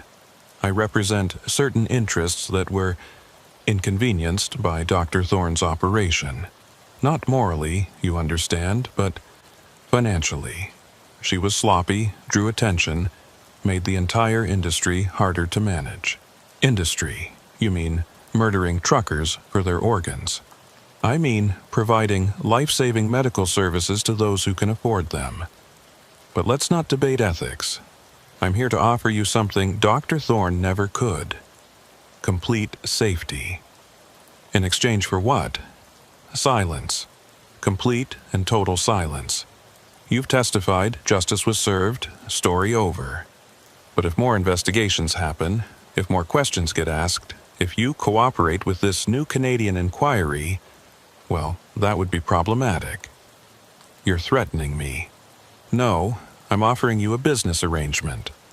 $1 million deposited in any account you specify in exchange for your permanent relocation and silence. You disappear, we forget you exist, everyone wins. And if I refuse?" He sighed, pulled out his phone, and showed me a photo. It was Stanley's daughter, my niece, walking to school. The photo was dated yesterday. "Let me be clear," Victor said, his tone shifting from businesslike to ice-cold. "Dr. Thorne was an amateur who let emotion cloud her judgment. We are not amateurs. We don't need to harm you or your family. That's messy, draws attention. But we can make life very difficult. Stanley's business could fail. Your nephew could lose his college scholarship. Your ex-wife Rachel could have problems at her job. Death isn't the only threat, Cornelius. The FBI will protect them. The FBI couldn't protect Dr. Thorne in a maximum security prison. What makes you think they can protect civilians living normal lives?" He had a point, and we both knew it. The network he represented had resources, connections, patience. They could destroy lives without leaving fingerprints. "I need time to think," I said. 24 hours. Then I call you with account details." He handed me a burner phone. "Don't bother trying to trace it or record calls, and don't throw it away. It's how we'll know you're cooperating." He got in his Mercedes and drove away, leaving me standing in a truck stop parking lot, holding a phone that felt like a live grenade. I sat in my car for an hour, trying to think through options. Go to the FBI? They'd try to use me as bait, put my family at risk. Take the money and run? That made me complicit in future murders. Fight back somehow, against an organization with unlimited resources and no conscience. Finally, I called the one person who might understand, Hiram. He answered on the third ring. Cornelius? How did you get this number? Directory assistant still exists. Listen, I just met Victor Keene. Long silence, then, are you somewhere safe? For now. Don't take his deal. I know it seems like the only option, but it's not. Meet me tomorrow, noon, at the rest stop on I-69, mile marker 157. Come alone and watch for tails. Hiram, what's going on? There are others like us. Survivors, witnesses, people who've seen too much. We've been organizing, sharing information. Victor Keene and his network think they're untouchable, but they're wrong. We just need to be smart about how we fight them. This isn't a movie. These people have killed 14 truckers that we know about, probably dozens more. They're still doing it, just more carefully. Someone has to stop them. He was right. Taking Victor's money would make me safe, but it would damn every future victim. I thought about Robert Henley on that gurney, the 14 dead truckers, all the ones who might come after. I'll be there, I said. The next day, I arrived at the rest stop early, paranoid about ambush. But Hiram came alone as promised, driving a pickup that had seen better days. He looked healthier than when I'd last seen him. Stronger, more determined. There are 12 of us, he said without preamble. Survivors, family members of victims, even a few cops who've been pushed off cases. We share information, track patterns, build evidence. The FBI won't act without proof, so we're getting them proof. That's dangerous. So is doing nothing. Victor's network has killed at least 40 people that we can document. They're connected to organ trafficking rings in 6 countries. They own judges, cops, even federal agents, but they have one weakness. They think they're invisible. He pulled out a laptop, showed me spreadsheets, photographs, shipping manifests. The work of obsessive investigation, connecting dots law enforcement couldn't or wouldn't see. We tracked one of their operations to a warehouse in Buffalo, he said. They're moving organs through legitimate medical supply companies, hiding them in shipments of legal tissue samples. We have photos, recordings, everything. Then why haven't you gone to the authorities? We tried. The investigation got shut down from above. Someone warned them, and by the time police arrived, the warehouse was clean. That's when we realized we needed a different approach, which is public exposure. Media, internet, everywhere at once. Make it too big to cover up, too public to silence everyone involved. But we need more evidence, and we need someone they won't see coming. Me. You take Victor's deal, but you wear a wire. Get him talking, get him to admit to the murders, the network, everything. One good recording, and we can blow this whole thing open. It was insane. It was dangerous. It was probably going to get me killed. But I thought about those 14 truckers, about future victims, about my niece's photo on Victor's phone. Okay, I said, I'll do it. What followed were 3 days of preparation. Hiram had connections. A former FBI tech who provided surveillance equipment. A journalist ready to publish everything. A lawyer prepared to file federal charges the moment we had evidence. They taught me how to wear the wire, how to guide conversation, how to signal if I was in trouble. Victor called exactly 24 hours after our first meeting, as promised. I told him I'd take the deal, but wanted to meet in person to discuss details. He agreed, suggested a private dining room at an upscale Chicago restaurant. Public enough that I'd feel safe, private enough for real conversation. The day of the meeting, I was terrified. The wire felt obvious against my chest, like it was broadcasting "I'm wearing a wire" to everyone who looked at me. But I walked into that restaurant, was escorted to the private room, and found Victor already there sipping wine. "Cornelius," he said warmly, "I'm glad you've chosen the sensible path." "I want guarantees," I said, sitting down. "My family stays safe permanently." "Of course. We're not monsters, despite what you might think. We're businessmen providing a service. A service that kills innocent people." He sighed. "The truckers. Yes, that was regrettable. Dr. Thorne's methods were crude, wasteful. We've since refined our approach." "Refined how?" "We no longer target healthy individuals. Instead, we've developed relationships with hospices, terminal wards, places where death is already imminent. Much cleaner, more ethical even. You're still trafficking organs. We're saving lives. The wealthy deserve health care too, don't they? Why should they die waiting on lists when organs are available? Because you're murdering people to get them.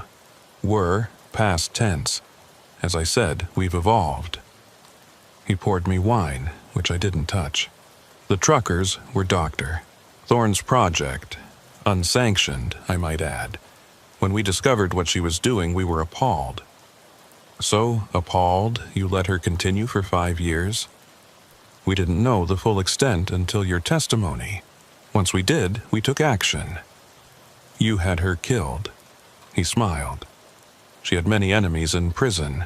Who's to say which one finally acted? You're admitting to murder. I'm admitting to nothing. I'm simply observing that violent criminals often meet violent ends." I was getting frustrated. He was too careful, too practiced. I needed him to be more explicit. "What about the others? The 14 truckers who died?" 15, actually. The authorities never found Mitchell Flores. He's still listed as missing, but Dr. Thorne's records were quite clear about his fate. 15. There was another victim no one knew about. "Where's his body?" "Who knows? Dr. Thorne wasn't meticulous about disposal. Probably in a landfill somewhere or dissolved in acid. She had methods. And you knew about these methods. Everyone in our industry knew Dr. Thorne was reckless. But she produced results, quality organs that saved lives. Sometimes in business you overlook personality flaws for productivity." "Personality flaws?" "She was a serial killer. She was a surgeon who found an innovative supply chain. Crude, yes. Immoral, perhaps. But innovative." I felt sick, but I pressed on. "And now? How do you get organs now?" "As I said, terminal patients. Natural deaths. Paperwork that's perhaps not entirely legitimate but harm-free. No more truckers, Cornelius. That pipeline is closed. Because of me. Because of you. Which is why this $1 million is really a bargain for us. Your silence ensures no further investigations into past indiscretions. And if I hadn't agreed..." He leaned back, studied me with those mismatched eyes. "Then you'd have had an accident. Nothing dramatic. Heart attack, perhaps. Stroke. Something that wouldn't raise questions. We have compounds that mimic natural causes perfectly." There it was. Admission of potential murder. But I needed more. "Like what you did to the truckers." "No, they needed to be fresh for harvesting. Quick sedation, then surgical extraction while the heart still pumped. Your death would have been gentler. A courtesy for the trouble you've caused us." How thoughtful. "We're not sadists, Cornelius, we're pragmatists. The truckers felt no pain. Dr. Thorne insisted on that, sedated fully before the procedures began." "Procedures? You mean cutting them open while they were still alive?" "Technically alive. Brain dead from the sedatives, but the organs remained viable. It's actually quite fascinating from a medical perspective. It's murder. It's commerce, supply and demand. Those truckers' organs saved dozens of lives. Wealthy lives, yes, but still human beings who would have died otherwise. I wanted to reach across the table and strangle him, but I forced myself to stay calm. The wire was getting everything. How many others are involved, this network of yours? Enough. Doctors, lawyers, politicians. People you'd recognize if I named them. That's why fighting us is futile, Cornelius. We're not some criminal gang. We're integrated into the fabric of society itself. The FBI will find you eventually. The FBI employs us. 3 of our clients are senior agents whose children needed organs. They're quite grateful for our services. My blood went cold.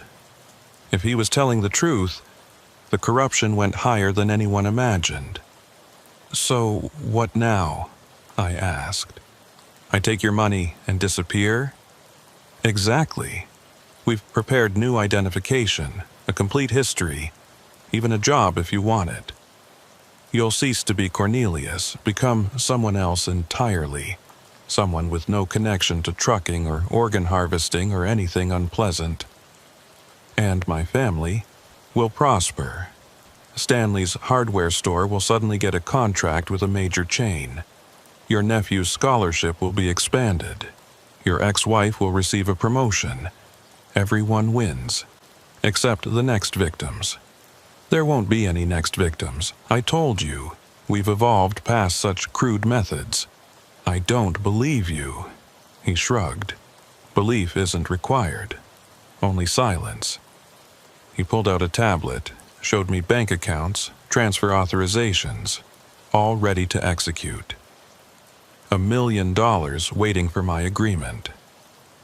I need a guarantee, I said, written, signed, legally binding. You want a contract for illegal activity?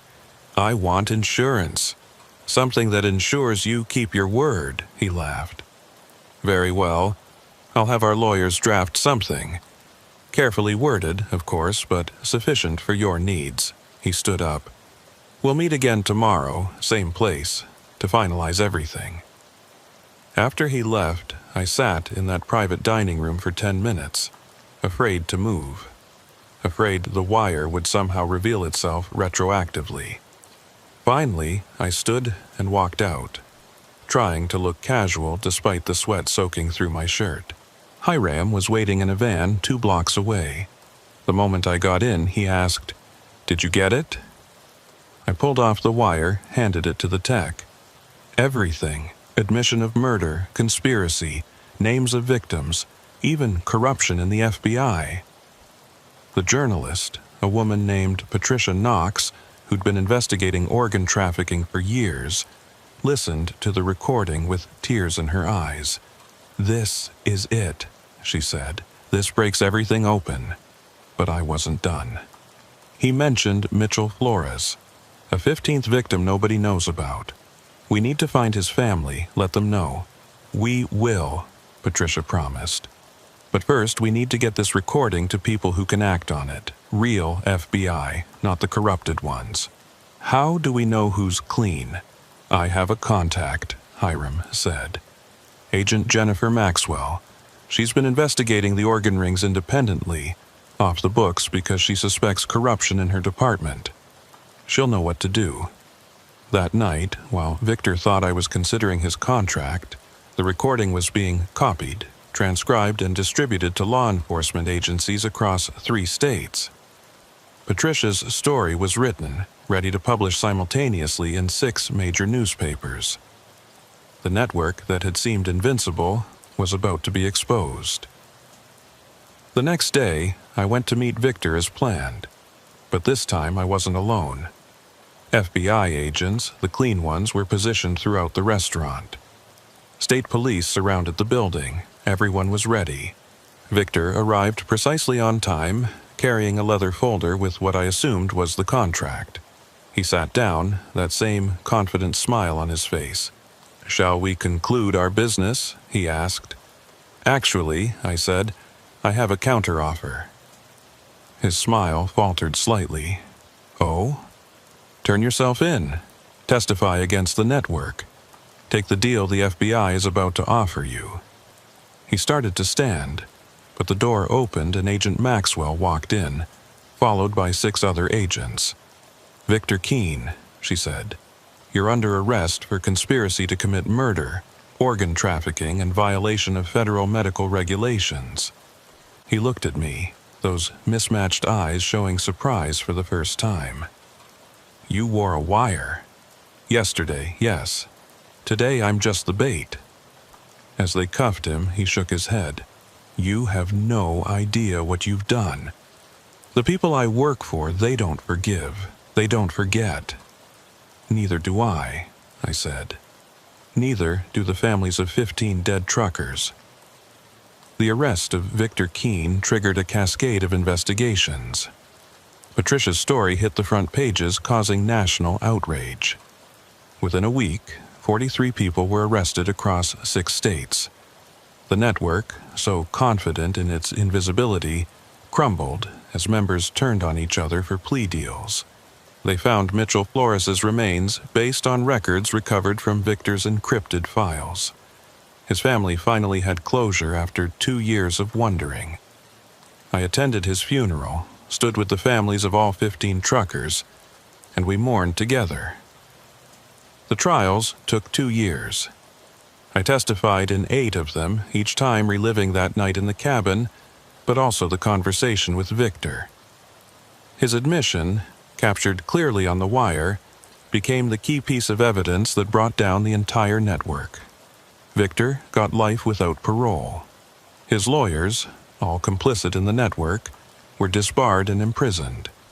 The corrupt FBI agents were exposed and prosecuted. The wealthy clients who'd bought organs were charged as accessories to murder. But the real victory came when Congress passed the Truckers' Protection Act, mandating panic buttons in all commercial vehicles, regular check-ins for solo drivers, and severe penalties for crimes targeting transportation workers. It wasn't enough, could never be enough, but it was something. I never did take Victor's $1 million, but I didn't need to. The Truckers' Benevolent Association raised funds for all the survivors and victims' families. It wasn't a fortune, but it was enough to start over. I moved back to Fort Wayne, went back to work at Stanley's hardware store. The nightmares still come, but less frequently. I still flinch at medical smells, still check mirrors obsessively, still feel phantom eye fours in my arm. But I also feel something else: pride. We'd done what seemed impossible. A group of traumatized survivors and grieving families had brought down a criminal network that owned judges and cops. We'd proven that ordinary people, when they stand together, can fight back against extraordinary evil. Hiram and I stay in touch. He's a counselor now, working with trauma victims. His sister graduated college, became a social worker as planned. She helps victims of human trafficking, turning her brother's nightmare into purpose. Detective Kruger retired last year, but not before seeing every member of the network convicted. At his retirement party, he pulled me aside and said, "You know what the real victory was? Not the convictions. It was proving that 15 truckers mattered, that their lives had value beyond their cargo." He was right. For too long, truckers had been invisible victims, their disappearances written off as accidents or abandonment. Now, everyone knew the truth. We weren't just statistics or acceptable losses, we were fathers, brothers, friends.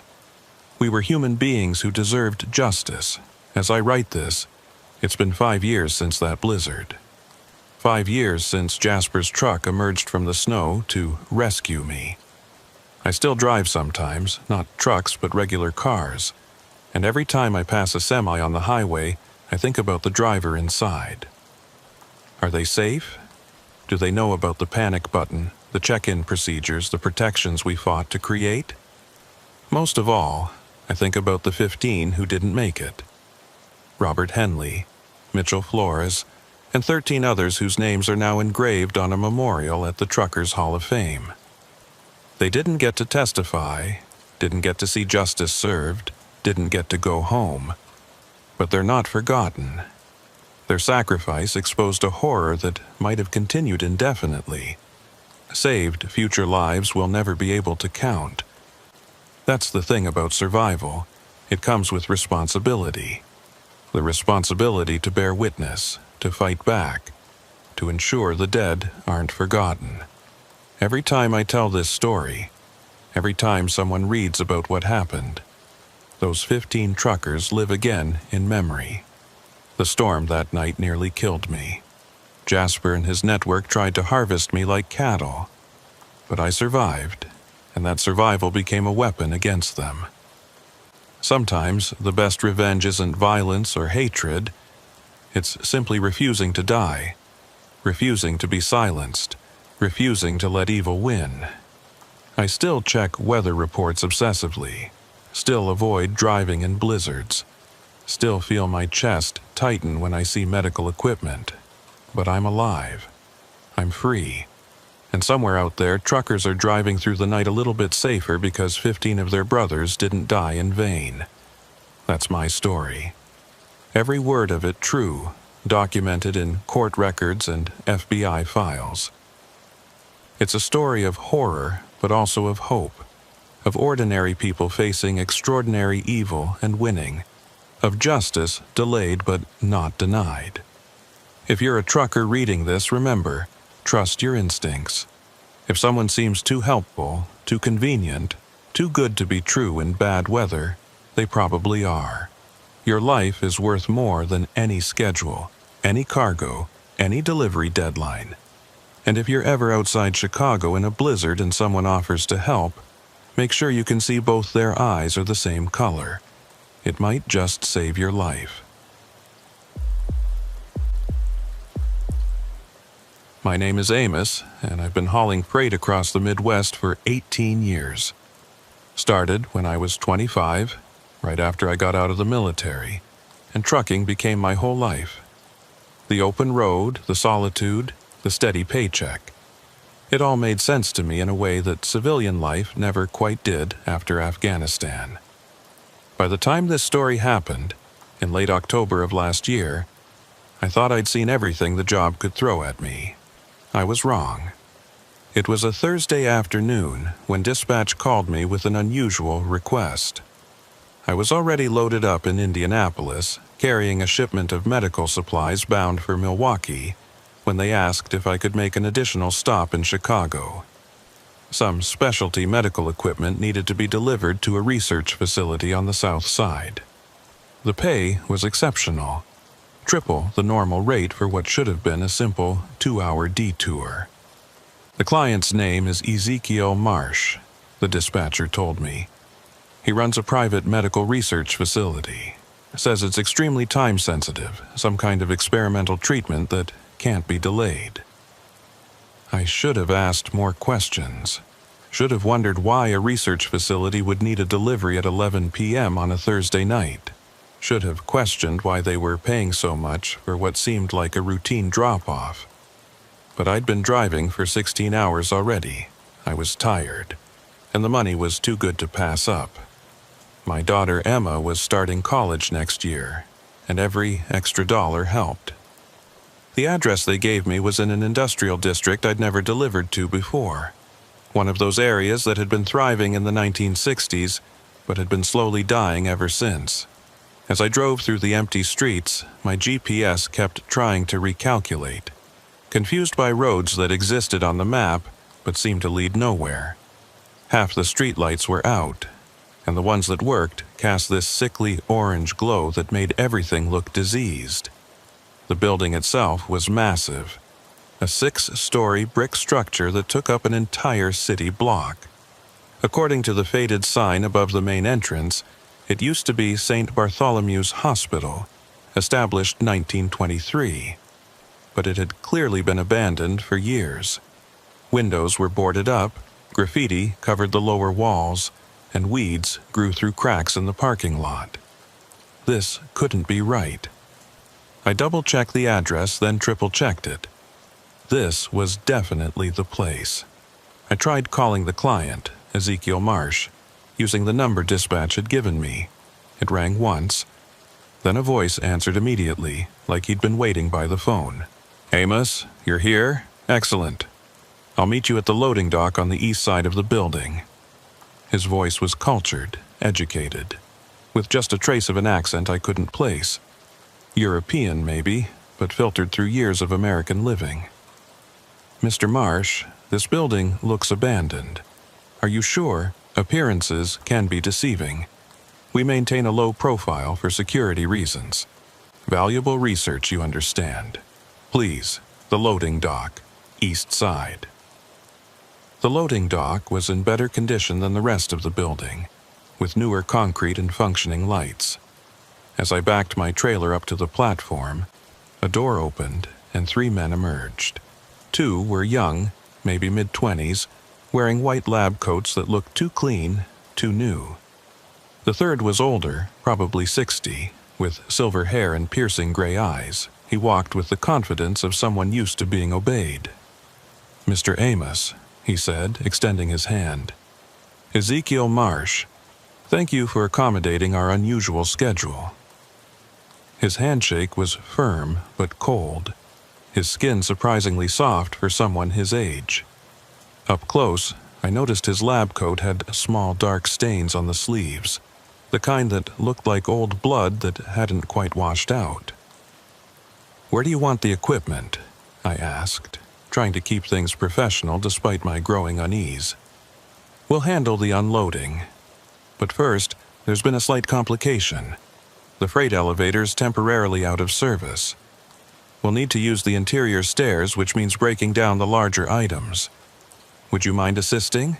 I'll add another $1,000 to your fee for the inconvenience." $1,000 to help carry some boxes upstairs? My radar was pinging hard now, but I thought about Emma's tuition and nodded. "Sure, I can help." The 2 younger men started opening my trailer, and I noticed they seemed to know exactly what they were looking for. They bypassed the Milwaukee shipment entirely, going straight to 3 specific crates marked with biohazard symbols.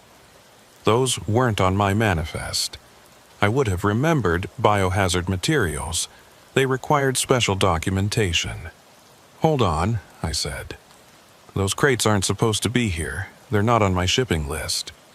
Ezekiel smiled, but it didn't reach his eyes. "A clerical error, I'm sure. These are definitely ours, ordered through the usual channels. I can't release cargo that's not on my manifest. That's federal law." The smile faded. "Mr. Amos, we're conducting important medical research here. Life-saving research. Surely a small bureaucratic hiccup shouldn't prevent sick people from receiving treatment. I need to call dispatch." "There's no cell service in this area," one of the younger men said quickly. Too quickly. Something about the old building materials interfering with signals. I pulled out my phone. Full bars. 4G. I started to dial, but Ezekiel placed his hand over my phone. His touch was still cold, despite the warm evening. "Please," he said, and something in his tone changed. Became more urgent, almost desperate.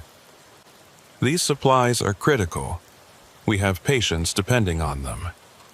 "Patients? In an abandoned hospital?" "Not abandoned, repurposed. We operate a discreet facility for clients who require privacy." "What kind of clients?" "The kind who pay very well for experimental treatments not yet approved by the FDA. Surely you can understand the need for discretion." I looked at the 3 of them, then at the dark building looming above us. Every instinct I'd developed in 18 years of trucking and 4 years in Afghanistan was screaming at me to leave. But Ezekiel pulled out a roll of cash, peeled off $200 bills, and held them out to me. $2,000 extra. Just help us carry these crates inside. 30 minutes of work, maximum. I stared at the money. Emma's tuition, my mortgage, the truck repairs I'd been putting off. $2,000 for 30 minutes of work. "Just carrying boxes?" I asked. "Nothing more. You have my word." I took the money, shoved it in my pocket, and immediately regretted it. But I grabbed one end of the first crate while one of the younger men took the other. It was heavier than I expected, and something inside shifted when we lifted it. Not like solid equipment shifting, more like liquid, or something semi-solid. We carried it through the loading dock door into a hallway that didn't match the building's exterior at all. While outside looked abandoned, inside was clean, well lit, with fresh paint on the walls and new fluorescent fixtures overhead. The air smelled of disinfectant and something else, something organic and unpleasant underneath the chemical smell. "This way," Ezekiel said, leading us down the hallway. We passed several doors, all closed, but I could hear things behind them. Machines humming, what sounded like running water. And once, just for a moment, something that might have been crying or laughing. It was hard to tell. "You renovated this place?" I asked, trying to make conversation and calm my nerves. "Partially," Ezekiel replied. "We maintain the exterior's appearance to avoid unwanted attention. The interior, however, has been fully modernized for our needs." We reached a freight elevator that was clearly not out of service. It was new, recently installed, with digital controls and a security keypad. Ezekiel typed in a code, and the doors opened with a soft chime. "I thought you said the elevator was broken," I said. "The main freight elevator," he said smoothly. "This is the secondary one. It has weight restrictions, hence the need to break down the shipment into smaller loads." We rode up to the 4th floor in silence. When the doors opened, the smell hit me immediately. Stronger here, that organic odor barely masked by industrial-strength disinfectant. The hallway stretched in both directions, lined with doors that had small windows at eye level. Some were dark, but others showed glimpses of light and movement inside. "Storage room 4B, Ezekiel said, leading us to the right. As we walked, I glanced through one of the lit windows and immediately wished I hadn't. The room beyond was set up like an operating theater, with surgical lights and equipment I couldn't identify. But what made me stumble was what was on the table. It was covered by a sheet, but the shape underneath was wrong. Too many angles, too many bulges in places where there shouldn't be any. "Eyes forward, please," Ezekiel said sharply. "Our research is confidential." We reached room 4B, and Ezekiel unlocked it with another keypad code. Inside was what looked like a legitimate storage area. Shelves lined with medical supplies, refrigeration units humming against one wall, boxes neatly labeled and stacked. We set the crate down, and I was ready to leave, but the younger men were already heading back for the next one. "2 more trips," Ezekiel said. "Then you're done." The second trip was worse because now I knew what to listen for. Behind those closed doors I could hear more sounds. Machinery definitely, but also voices. Muffled, indistinct, but definitely human. Some sounded like they were in pain. Others were having conversations, though I couldn't make out the words. And from somewhere deeper in the building came a rhythmic pounding, like someone banging on a door. "Quite an operation you have here," I said, fishing for information. "We're proud of our work," Ezekiel replied. "We're pushing the boundaries of medical science. Treatments that were thought impossible just years ago are now within reach." "What kind of treatments?" "Gene therapy, organ regeneration, life extension. The future of medicine is being written in buildings like this, Mr. Amos, away from the suffocating regulations and ethical hand-wringing of traditional institutions." We deposited the second crate and headed back for the third. By now, my nerves were completely shot. I just wanted to get the last crate delivered and get out of there. But as we were loading it onto a hand truck at the loading dock, I heard something that made my blood freeze. A voice coming from inside the crate itself. Muffled, weak, but definitely human. "Please, someone, help me!" I dropped my end of the crate immediately and it hit the ground with a crash. The 2 younger men exchanged panicked looks, and Ezekiel's face went from friendly to furious in an instant. "What's in this crate?" I demanded, backing away. "Nothing that concerns you," Ezekiel said, his voice ice-cold now. "You've been paid. Complete the delivery. There's someone in there. You're mistaken. The contents shifted, that's all. Sometimes the preservation fluids can create air pockets that sound like preservation fluids. What the hell are you preserving?" The voice came again, louder this time. "Help!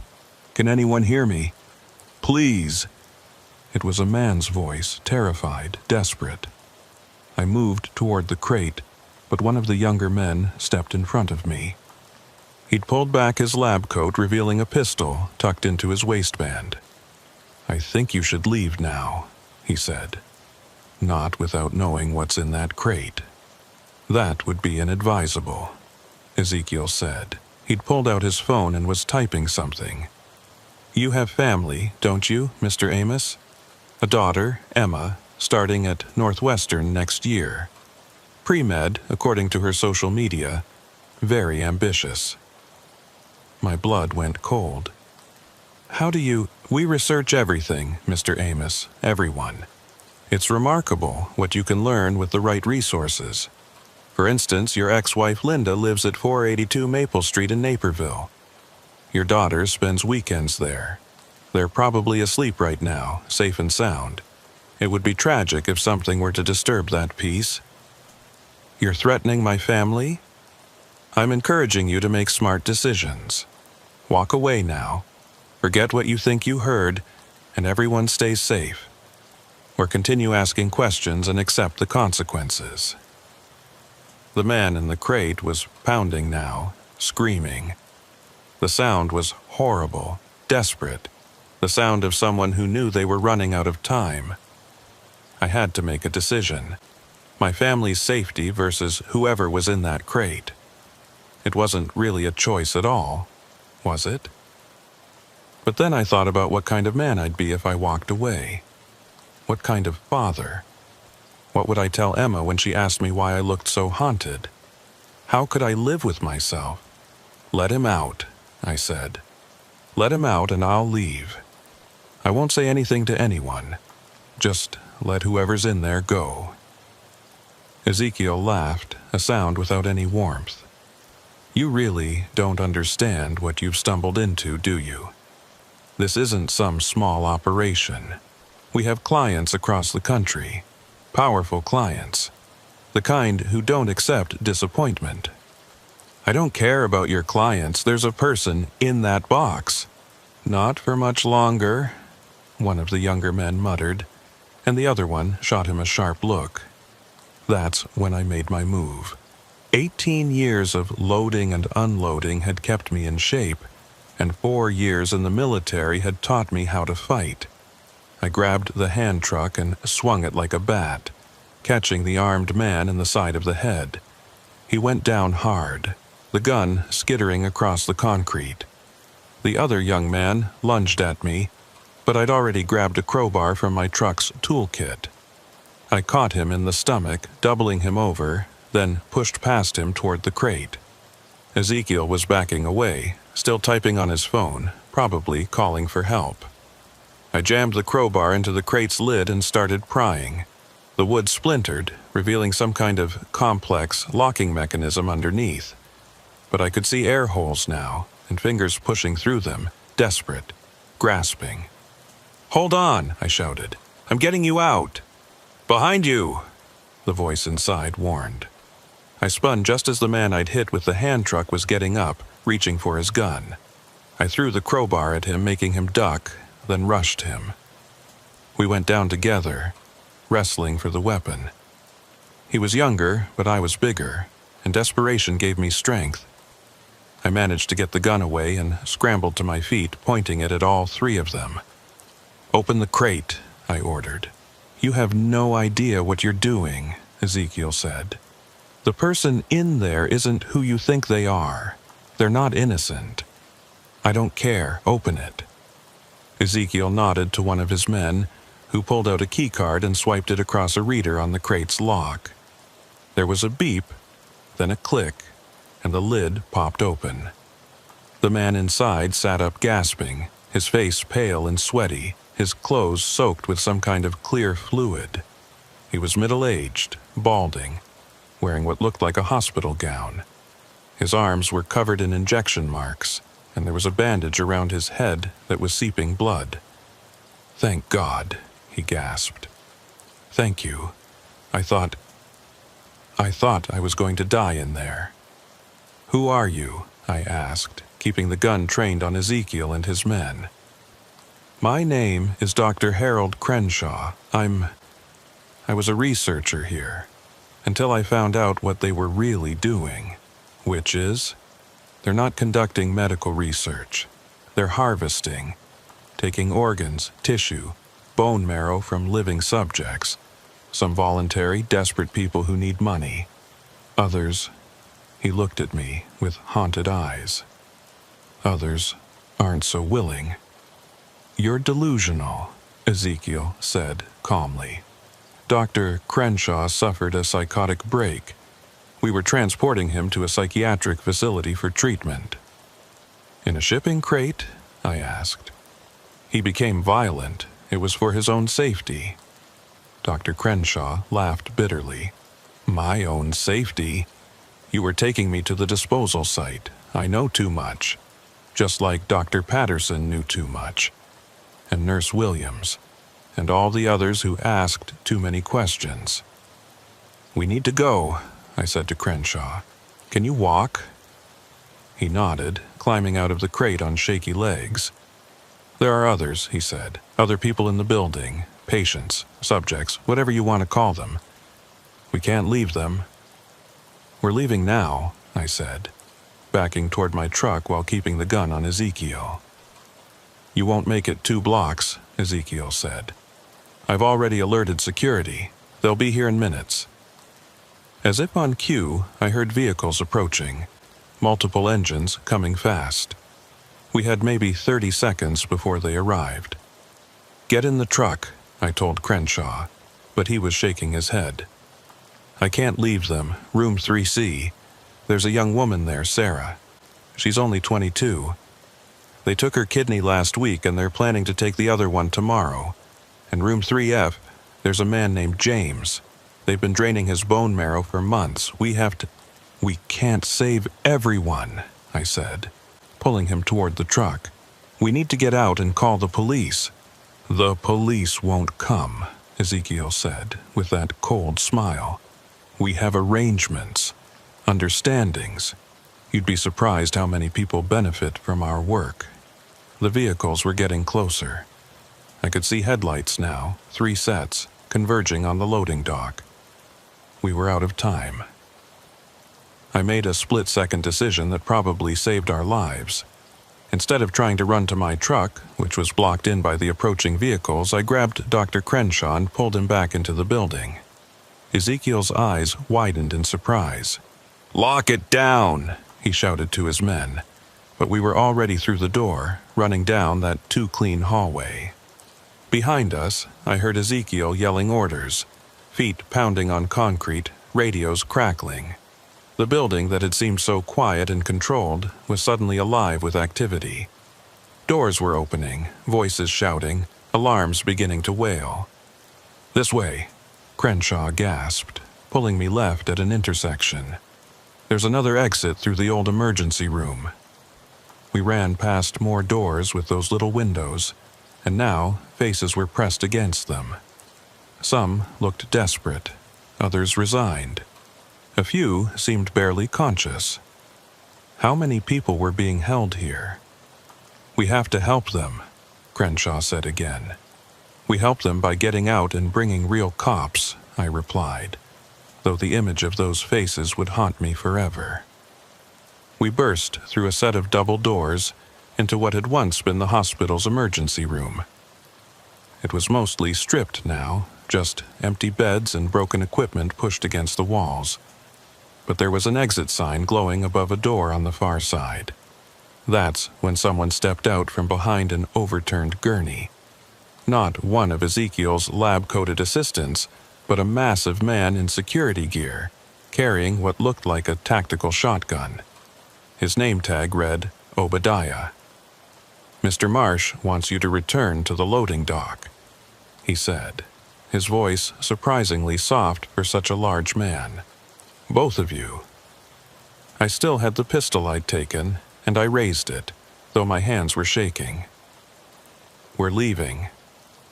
Obadiah shook his head slowly. "No, sir, you're not. That pistol has no bullets. Mr. Jonas never keeps it loaded. Too much liability, he says." My heart sank. I pulled the trigger anyway. Click, empty. "Now," Obadiah continued, "you can come quietly, or I can make you come. Mr. Marsh prefers the first option. Less mess." "You know what they're doing here?" I asked. "You know they're killing people." "I know they're paying me very well not to ask questions," Obadiah replied. "Been doing that for 3 years now. Not about to stop because some truck driver got curious." Dr. Crenshaw stepped forward. "Obadiah, you helped me with my research when I first started. Remember? We talked about your daughter, how she wants to be a doctor someday. Is this the kind of medicine you want her practicing?" Something flickered in Obadiah's eyes. Doubt, maybe, or shame. But he steadied the shotgun. "My daughter's medical school isn't going to pay for itself, Doc. I'm sorry about this, I really am, but you should have stayed quiet like the rest of us." That's when we heard the screaming. Not from behind us, but from somewhere above. A woman's voice, terrified and in pain. It went on for maybe 10 seconds, then cut off abruptly. "Room 3C, Crenshaw whispered. "They're taking her other kidney. They moved up the schedule because of us." Obadiah's jaw tightened, but he didn't lower the gun. "Not my problem." "It's everyone's problem," I shouted. "How can you stand there and—" The lights went out. For a moment, there was absolute darkness. Then, emergency lighting kicked in, bathing everything in a red glow that made the abandoned ER look like something out of a nightmare. "What the hell?" Obadiah muttered, reaching for his radio. A voice came over the building's intercom system, but it wasn't Ezekiel. It was younger, female, and furious. "This is Dr. Patricia Vance. I've disabled the main power grid and locked down all security systems. The police have been called. The real police, not your paid-off contacts. FBI, too. You have 5 minutes before they arrive." Ezekiel's voice crackled over Obadiah's radio. "Code Black. All security to the server room. Protect the data at all costs." Obadiah looked torn, glancing between us and the door. The radio squawked again. "Obadiah, where are you? We need you at the servers now." "Go," I said. "Stop them from destroying evidence. Maybe it'll count for something when the cops get here." He stared at me for a long moment, then lowered the shotgun. "4th floor," he said quietly. "Room 4J. That's where they keep the kids." "Kids?" My blood went cold. "Runaways mostly, nobody to miss them." He looked sick saying it. I never went in there, couldn't, but I knew. He turned and ran toward the stairwell, either to help Ezekiel or to stop him, I couldn't tell. "We have to get them," Crenshaw said immediately. "The cops will be here in 5 minutes. Ezekiel will kill them all before then, destroy all the evidence, including the witnesses." He was right. I could already smell smoke coming from somewhere above. They were burning documents, probably destroying hard drives, eliminating any trace of what they'd done. And if they were willing to kill evidence— "Let's go," I said. We ran for the stairs, taking them 2 at a time. The 2nd floor was chaos. People in lab coats running with boxes of files, security guards shouting orders, smoke beginning to fill the hallways. Nobody paid attention to us in the confusion. The 3rd floor was worse. Some of the doors were open now, and patients were stumbling out. Men and women in hospital gowns, some with fresh surgical scars, others barely able to walk. They looked confused, terrified, lost. "Emergency exit is that way," Crenshaw shouted to them, pointing toward the far end of the hall. "Get out now!" Some listened and ran. Others seemed too traumatized or drugged to understand. We couldn't save them all. We had to focus on the kids. The fourth floor was eerily quiet compared to the chaos below. The smoke was thicker here, and I could see flames flickering through some doorways. They were destroying everything. Room 4J was at the end of the hall. The door was locked, but I still had the empty pistol, and I used it to smash the lock mechanism. The door swung open, revealing a scene that still appears in my nightmares. 6 kids, ranging from maybe 10 to 16, all in hospital beds. IV lines in their arms, monitoring equipment beeping steadily. They were unconscious or sedated, I couldn't tell which. Charts at the foot of each bed listed blood types, tissue compatibility markers, and scheduled procedures. "Help me disconnect them," Crenshaw said, already moving to the nearest bed. It was a girl, maybe 13, with dark hair and a pale face. As he removed her IV, her eyes fluttered open. "Are you my doctor?" she asked groggily. "I'm getting you out of here," he said. "Can you walk?" She tried to sit up, wobbled, then nodded. "I think so." We worked quickly, disconnecting IVs, helping kids sit up, supporting those who could barely stand. One boy, probably 15, was more alert than the others. "Are you cops?" he asked. "No, but they're coming," I said. "We need to get you all out before—" The door slammed shut behind us. Ezekiel stood there with 2 security guards, and this time their guns were definitely loaded. "I'm disappointed, Mr. Amos," he said. "You could have walked away, now you're going to disappear, just like Dr. Crenshaw was supposed to." "The FBI is coming," I said, trying to sound more confident than I felt. "No, they're not. Dr. Vance's little stunt was impressive, but we have protocols for such situations. The calls were intercepted, redirected. A hazmat team will arrive shortly. Our hazmat team. They'll find a terrible chemical spill, no survivors, and the building will be condemned and demolished within the week. You're insane. I'm practical. Do you know how much a young, healthy heart is worth on the black market? A liver, kidneys? These children are worth millions, and their absence won't even be noticed. They're nobody. Runaways, drug addicts, throwaways. They're kids, I shouted. They're inventory, he corrected coldly. And you're disrupting my supply chain. One of the kids, the alert boy, suddenly spoke up. "I'm not nobody. My name is Michael Torres. I'm from Cicero. My mom's name is Maria, and she's looking for me. She never stopped looking." The girl Crenshaw had woken added, "I'm Jennifer Huang. I have a sister. She thinks I'm dead, but I'm not." One by one, the other kids started saying their names, their voices getting stronger. David, Ashley, Carlos, Brittany. They weren't inventory, they were people, and they were done being silent. Ezekiel's face twisted with annoyance. "Enough! Sedate them all. We'll move them to the backup facility." That's when everything happened at once. The window behind Ezekiel exploded inward. Not from a gunshot or explosion, but from a fire axe wielded by someone outside. A woman in a lab coat climbed through. Dr. Patricia Vance, I assumed. She was younger than I'd expected, maybe 30, with fierce eyes and blood on her hands from the broken glass. "The real FBI is here," she announced. "I sent the evidence directly to their cybercrimes division. Locations of all your facilities, client lists, financial records, everything." Ezekiel spun toward her, and I took my chance. I grabbed a metal IV stand and swung it like a club, catching one guard in the knee. He went down, screaming. Crenshaw, showing more courage than I'd expected, tackled the other guard's legs. Ezekiel pulled out a small pistol, but Patricia was already moving. She had a syringe in her hand, and she plunged it into his neck before he could aim.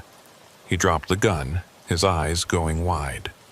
"Succinylcholine," she said calmly. "Paralytic agent. You'll be fully conscious, but unable to move for the next 20 minutes. Long enough for the authorities to arrive." Ezekiel collapsed, his eyes darting frantically but his body completely still. The guards were down, one unconscious, the other moaning and clutching his knee. "We need to go," Patricia said. "I set fires in the lab areas to destroy their biological samples, but it's spreading faster than I planned." We could hear sirens now, real ones, getting closer. But we could also hear the building groaning, feel the heat rising through the floors. We had minutes, maybe less. "Can they walk?" Patricia asked, looking at the kids. "We'll carry them if we have to," I said. We made a strange procession, 3 adults supporting 6 barely conscious kids, making our way through smoke-filled hallways. Other patients had found their way out of their rooms and were following us, a growing crowd of the wounded and traumatized. The stairwell was full of smoke. We couldn't see more than a few feet ahead, and the kids were coughing, struggling to breathe. I picked up the smallest one, a girl who couldn't have been more than 11, and carried her. Crenshaw and Patricia each supported 2 others, while Michael, the most alert, helped guide the last one. 3 floors, 2 floors. The heat was getting worse, and I could hear the fires spreading above us, eating through the old building's bones. We burst through the first-floor door into the main lobby, where chaos reigned. FBI agents in tactical gear were pouring through the front entrance. Some of Ezekiel's security guards were surrendering, hands up, while others were trying to flee through side exits. Paramedics were setting up triage areas, and firefighters were running hoses into the building. "We've got kids here," I shouted. "They need medical attention." Paramedics rushed over, taking the children from us, checking vitals, starting oxygen. I watched them work, making sure each kid was accounted for, each name recorded. They weren't going to disappear again. An FBI agent approached me, weapon drawn but not aimed. "Are you Amos?" I nodded, suddenly exhausted. "We need to debrief you immediately. You're the primary witness to—" "Ezekiel Marsh is on the 4th floor," I interrupted. "Room 4J. He's paralyzed but conscious. Don't let him die. He needs to answer for this." The agent spoke into his radio, sending a team up. Then he looked at me more carefully. "You're the truck driver, the one who called this in?" "I didn't call anything in. That was her." I pointed to Patricia, who was being checked by paramedics for cuts from the window glass. "But you rescued the children." "We all did. Crenshaw, Patricia, even one of the security guards told us where they were." The agent nodded, making notes. "We're going to need detailed statements from all of you. This is bigger than we thought. Dr. Vance's data dump shows facilities in 12 states. 12 states. How many buildings like this? How many kids? How many desperate people carved up for parts?" I sat down on the curb outside, watching the building burn. The fire department was trying to control it, but the old structure was going up fast. Whatever evidence was still inside was being destroyed, but Patricia had saved the digital records. That would have to be enough. Michael Torres, the boy who'd spoken up, was on a gurney nearby. He caught my eye and nodded just once. A thank you, maybe. Or just acknowledgement that we'd both survived something horrible. My phone buzzed. Multiple missed calls from dispatch, from my ex-wife, from Emma. Word was already spreading. I called Emma first. "Dad, are you okay? The news is saying something about a human trafficking ring in Chicago and a truck driver who—" "I'm okay," I said, though I wasn't sure that was true. I'm safe. Did you really save those kids? I thought about how to answer. I hadn't meant to save anyone. I just wanted to deliver my cargo and go home. But sometimes life doesn't give you that choice. Sometimes you have to decide in a moment whether to be the person who walks away or the person who does something. Yeah, I said finally. I guess I did. The next 3 months were a whirlwind of FBI interviews, grand jury testimonies, and media attention I never wanted. The story exploded across every news outlet in the country. Trucker discovers organ harvesting ring. Children rescued from medical trafficking operation, the Chicago Horror Hospital. They all wanted interviews, book deals, movie rights. I turned them all down. I just wanted to go back to driving my truck and forget any of it happened. But you can't forget something like that. You can't unsee those kids in their beds, can't unhear the desperation in Dr. Crenshaw's voice when he was trapped in that crate. The FBI assigned me a protection detail after they started arresting people connected to Ezekiel's network. Turns out, he wasn't lying about having powerful clients. 3 state senators, a federal judge, 2 hospital administrators, and a pharmaceutical executive were all indicted. The trials were scheduled to begin in January, and I was going to be the star witness. The prosecution said my testimony, combined with Dr. Patricia Vance's data dump and the physical evidence recovered from the building, would ensure convictions. But Ezekiel himself was a problem. The paralytic drug Patricia had injected him with had caused complications. He'd had a stroke while in custody, leaving him partially paralyzed and unable to speak clearly. His lawyers were arguing he was incompetent to stand trial, that his condition made it impossible for him to assist in his own defense. It was bullshit. His eyes were still sharp, still calculating, but it was slowing everything down. Meanwhile, the kids we'd rescued were recovering in various foster homes and facilities. Michael Torres had been reunited with his mother, and the video of their reunion had gone viral. Jennifer Huang's sister had flown in from Seattle, sobbing when she saw her. The others were slowly piecing their lives back together with counseling and medical care. But there were complications. Medical complications. Whatever had been done to those kids in that building had left lasting damage. They all had organ damage to varying degrees, compromised immune systems, psychological trauma that might never fully heal. The youngest girl, the one I'd carried down the stairs, had developed kidney failure and needed dialysis 3 times a week. Dr. Crenshaw, who'd become something of a friend through all this, explained it to me one day over coffee. They were being systematically prepared for harvesting, small doses of immunosuppressants to make their organs more viable for transplant, careful monitoring of their blood chemistry, selective damage to create scarcity. Scarcity? If a child has 2 healthy kidneys, you might wait for the perfect buyer.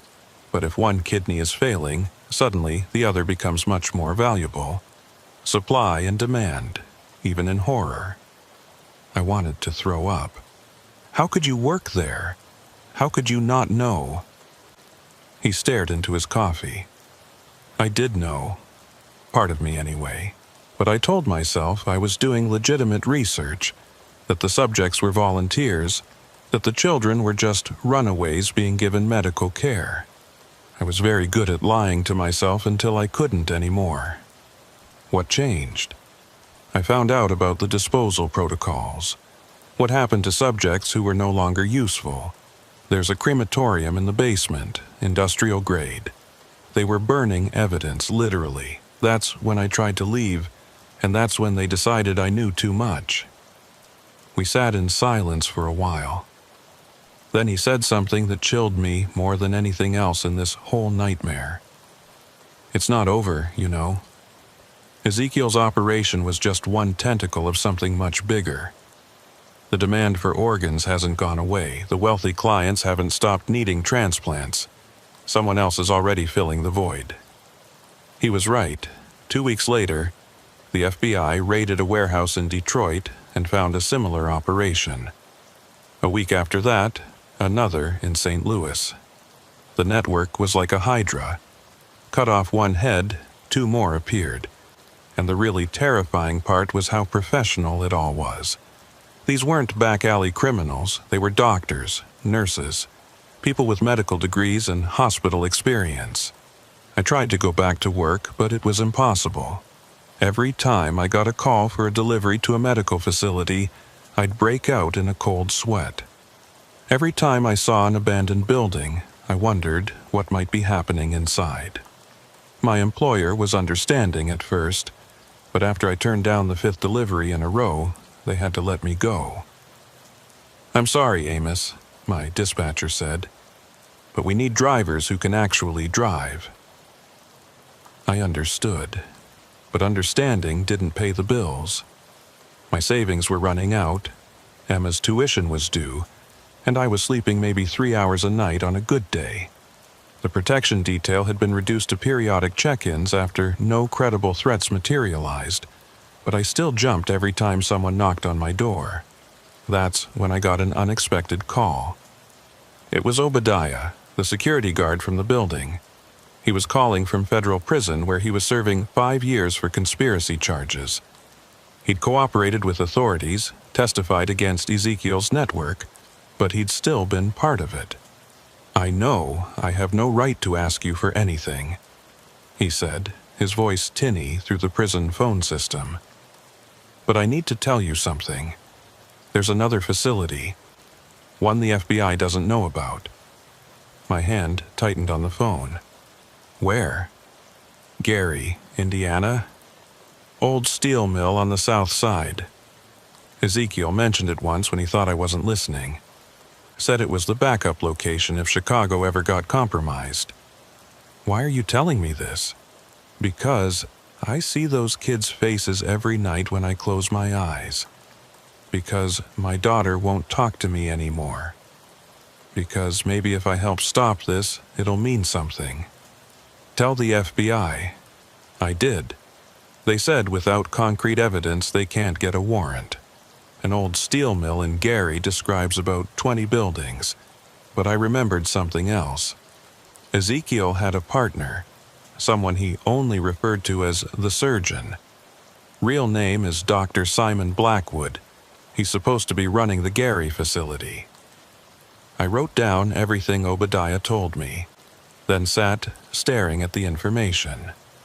The smart thing would be to pass it along to the FBI and let them handle it eventually. The safe thing would be to forget I ever heard it. But I kept thinking about those kids in room 4J, about how many more might be in that steel mill right now. I called Patricia Vance. She'd become something of an activist since the Chicago incident, using her medical knowledge to expose organ trafficking networks. She answered on the second ring. "Amos, are you okay?" I told her about Obadiah's call, about the Gary facility. She was quiet for a long moment. "We can't go to the FBI with this," she said finally. "Not yet. If there's a leak, if someone tips off this Dr. Blackwood, he'll disappear everyone and everything, just like Ezekiel tried to do. So what do we do? We get proof, photos, documents, something concrete that forces the FBI to act immediately. Patricia, I'm a truck driver, not a private investigator. You're a truck driver who saved 6 kids and exposed a multi-state trafficking ring. You're exactly who we need." I wanted to say no. Every rational part of my brain was screaming at me to stay away, to let someone else handle it. But I couldn't stop thinking about that 11-year-old girl on dialysis, about Michael Torres reuniting with his mother, about all the kids who might not get rescued if we waited for official channels. "When?" I asked. "Tonight. The longer we wait, the more chance they have to move operations." That evening, Patricia picked me up in a rented van. She'd brought equipment, cameras with night vision, a drone for aerial surveillance, bolt cutters, and disturbingly, A small medical kit, just in case, doctor. Crenshaw was with her, looking nervous but determined. You didn't have to come, I told him. Yes, I did. I helped create this monster. I need to help destroy it. The drive to Gary took about an hour. The city had been dying for decades, ever since the steel industry collapsed and whole neighborhoods were abandoned. The perfect place to hide something horrible. The mill Obadiah had described was a massive complex of rusted buildings and broken windows, surrounded by a chain-link fence that had seen better days. From the outside, it looked completely abandoned. No lights, no vehicles, no signs of life. But Patricia's drone spotted something interesting. Fresh tire tracks leading to a loading dock on the north side, and what looked like new ventilation equipment on one of the roofs. Someone's been here recently, she said, studying the drone footage on her tablet. We found a section of fence that had been cut and poorly repaired, slipped through, and made our way across the overgrown lot. The place felt wrong, the same way Ezekiel's building had felt wrong. Too quiet, too still, like it was holding its breath. The loading dock door was locked, but it was a cheap padlock that Patricia's bolt cutters handled easily. Inside was darkness so complete it seemed solid. We used our flashlights sparingly, not wanting to announce our presence. The first floor was genuinely abandoned. Rusted machinery, broken glass, graffiti from urban explorers. But Patricia found something the casual observer would miss. Fresh scratches on the floor near a service elevator, like something heavy had been dragged recently. The elevator itself was supposedly out of service, but when Crenshaw pried open the control panel, he found modern wiring hidden behind the old mechanisms. "This is still functional," he whispered. "Someone's maintaining it." We took the stairs instead, not trusting the elevator. The second floor was more of the same abandonment, but on the third floor, things changed. The dust patterns were wrong. Paths through the grime where people had walked recently. Some doors had new locks installed, and there was that smell again.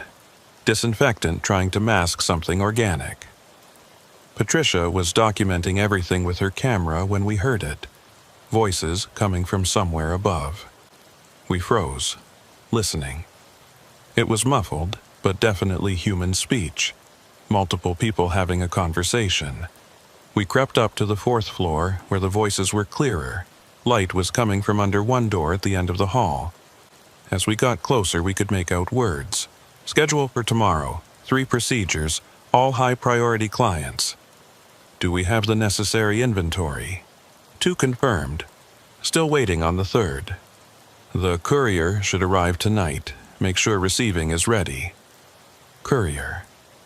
Arriving tonight. They were expecting someone.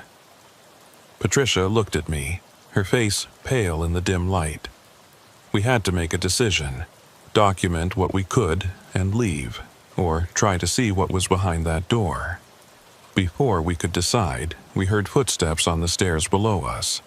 Multiple sets, climbing fast.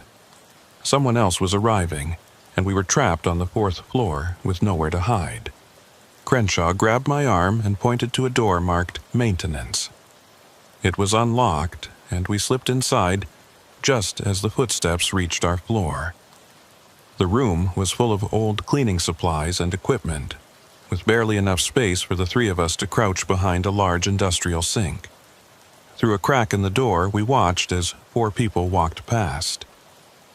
3 were wearing medical scrubs and surgical masks. The 4th was in street clothes, and I recognized him immediately from the trials I'd been watching on the news.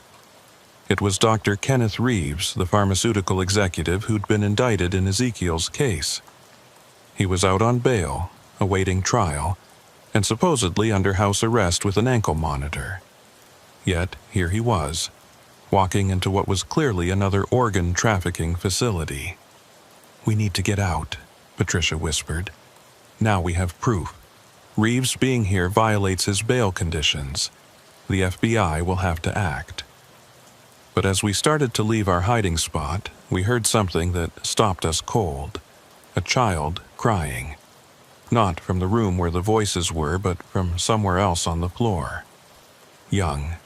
Scared, in pain. I looked at Patricia and Crenshaw. We all knew what the smart move was. We had evidence. We could leave, call the FBI, and have this place raided within hours. But hours might be too late for that child. "We can't leave them," I said. "Amos, we don't know how many people are here. We don't know if they're armed. We don't—" Another cry, weaker this time. Then a man's voice, harsh and annoyed. "Increase the sedation. We can't have it making noise when the clients arrive." Clients. Arriving tonight. This wasn't just an organ harvesting facility. This was a showroom. They were bringing buyers here to select their inventory in person. "How many do you think we have?" Another voice asked. 6 units ready for viewing. 3 pediatric, 3 adult. The Blackwood Special Selection. Dr. Simon Blackwood, the surgeon.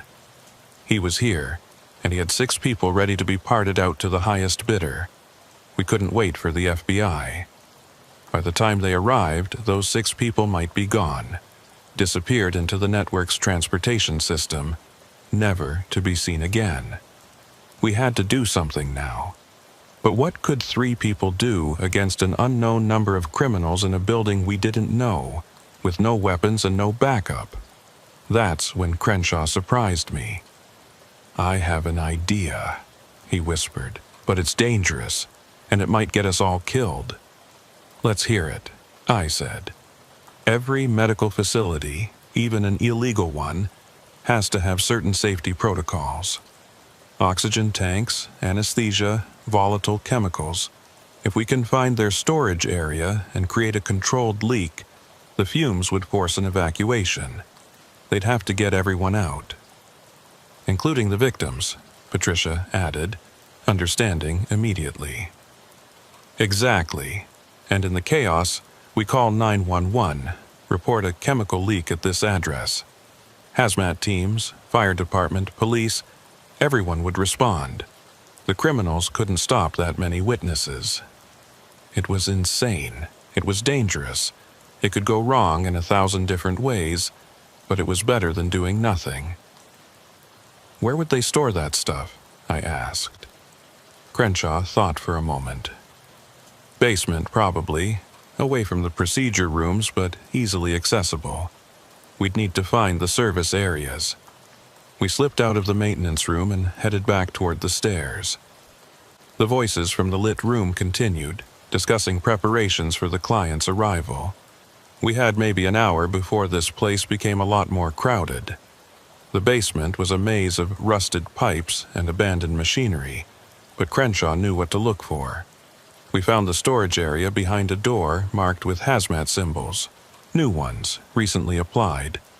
Inside were tanks of oxygen, nitrous oxide, and various anesthetic gases, all properly labeled and organized. This wasn't some amateur operation. "This'll work," Crenshaw said, examining the connections. "But we need to be careful. Too much and we could cause an actual explosion." "How much is too much?" I asked. "We're about to find out." He started working on the valves while Patricia kept watch. I could hear my heart pounding in my ears, waiting for someone to discover us. Crenshaw opened 3 different tanks just slightly, creating a slow but steady leak. "The gas is heavier than air," he explained. "It'll pool down here first, then rise through the ventilation system. In about 15 minutes, the concentration will be high enough to trigger their safety sensors if they have them. If not, someone will smell it and panic. And then we get the hell out and call everyone we can think of." We made our way back to the first floor, but as we reached the main entrance, we heard vehicles approaching. Multiple engines, doors slamming, voices. The clients were arriving early. "Back door," Patricia whispered, and we ran through the darkness toward the rear of the building. The back exit was chained shut, but the bolt cutters made quick work of it. We burst out into the night air just as we heard the first shouts from inside the building. Someone had noticed the gas. "Evacuate! Everyone out! Gas leak in the basement!" We ran to Patricia's van, and she immediately started calling 911 while I called the FBI emergency line. Crenshaw was documenting everything with the camera, getting shots of people fleeing the building. 911, what's your emergency? There's a chemical leak at the old Brackenridge steel mill in Gary, Patricia said, giving the address. Multiple people exposed, possible casualties. We need hazmat teams immediately. I was on with the FBI trying to explain. This is Amos Richardson, witness in the Ezekiel Marsh case. I'm at an organ trafficking facility in Gary, Indiana. Dr. Kenneth Reeves is here, violating his bail. They have 6 victims inside, including children. The chaos was immediate and beautiful. People were pouring out of the building. Medical staff, security, and hopefully the victims. In the distance, sirens were already wailing. The Gary Fire Department was less than 5 minutes away. That's when I saw him. Dr. Simon Blackwood, the surgeon himself. He was older than I'd expected, maybe 70, with white hair and a face that might have been kindly if you didn't know what he did. He was directing the evacuation, calm and controlled, like this was just another drill. Then he saw us, saw me specifically, recognized me from the news coverage. His eyes narrowed, and he started walking toward us. "Drive," I told Patricia. "Now." But before she could start the engine, Blackwood pulled out a phone and said something. Within seconds, 2 SUVs screeched around the building, blocking our exit. Security guards jumped out, weapons drawn. "Out of the van," one of them ordered. We had no choice. As we climbed out, hands raised, Blackwood approached. Up close, his eyes were the coldest thing I'd ever seen, like looking into an empty freezer. "Mr. Richardson," he said calmly, "the famous truck driver, you've cost our organization quite a bit of money." "The cops are coming," I said. "Yes, responding to a gas leak. They'll find a few safety violations, perhaps some questionable medical equipment, but nothing criminal. We've been through this before. The FBI knows Reeves is here. Dr. Reeves is receiving emergency medical treatment for exposure to toxic fumes, hardly a violation of his bail conditions." He'd thought of everything. Just like Ezekiel, he had contingencies, explanations, ways to make the horrible seem mundane. "What about the victims?" Patricia demanded. "The 6 people you were about to sell." Blackwood smiled, and it was worse than his cold eyes. "What victims? We're a private research facility. Any patients here are volunteers in clinical trials, fully documented and compensated." That's when we heard the explosion. Not huge, not the whole building, but enough. One of the upper floor windows blew out, flames licking at the night sky. Either the gas concentration had gotten too high, or someone had been stupid enough to light a cigarette. "No!" Blackwood shouted, his calm finally cracking. "The specimens! Get them out!" His security guards looked torn between holding us and helping with the evacuation. That moment of hesitation was all we needed. Fire trucks were screaming into the lot, firefighters jumping out, taking command of the scene. Police cars followed, then ambulances. A firefighter in full gear approached us. "Is anyone still inside?" "Yes," I shouted before Blackwood could speak. "4th floor. There are victims who can't walk on their own. They're being held." "He's confused," Blackwood interrupted. "The gas exposure. I'm not confused. This man is Dr. Simon Blackwood, and he's running an organ trafficking ring. Those people inside are victims, not patients." The firefighter looked between us, unsure. But then more vehicles arrived. Black SUVs with government plates. The FBI had come in force. Agent Jennifer Crizzetti, who I recognized from the Ezekiel Marsh investigation, stepped out of the lead vehicle. She took one look at the scene and started barking orders. "Secure the building. No one leaves without being identified and questioned. I want every room searched, every person accounted for." "You have no authority here," Blackwood said, but his voice had lost its confidence. "Dr. Simon Blackwood, you're under arrest for conspiracy to traffic human organs, kidnapping, and about 30 other charges we'll sort out later."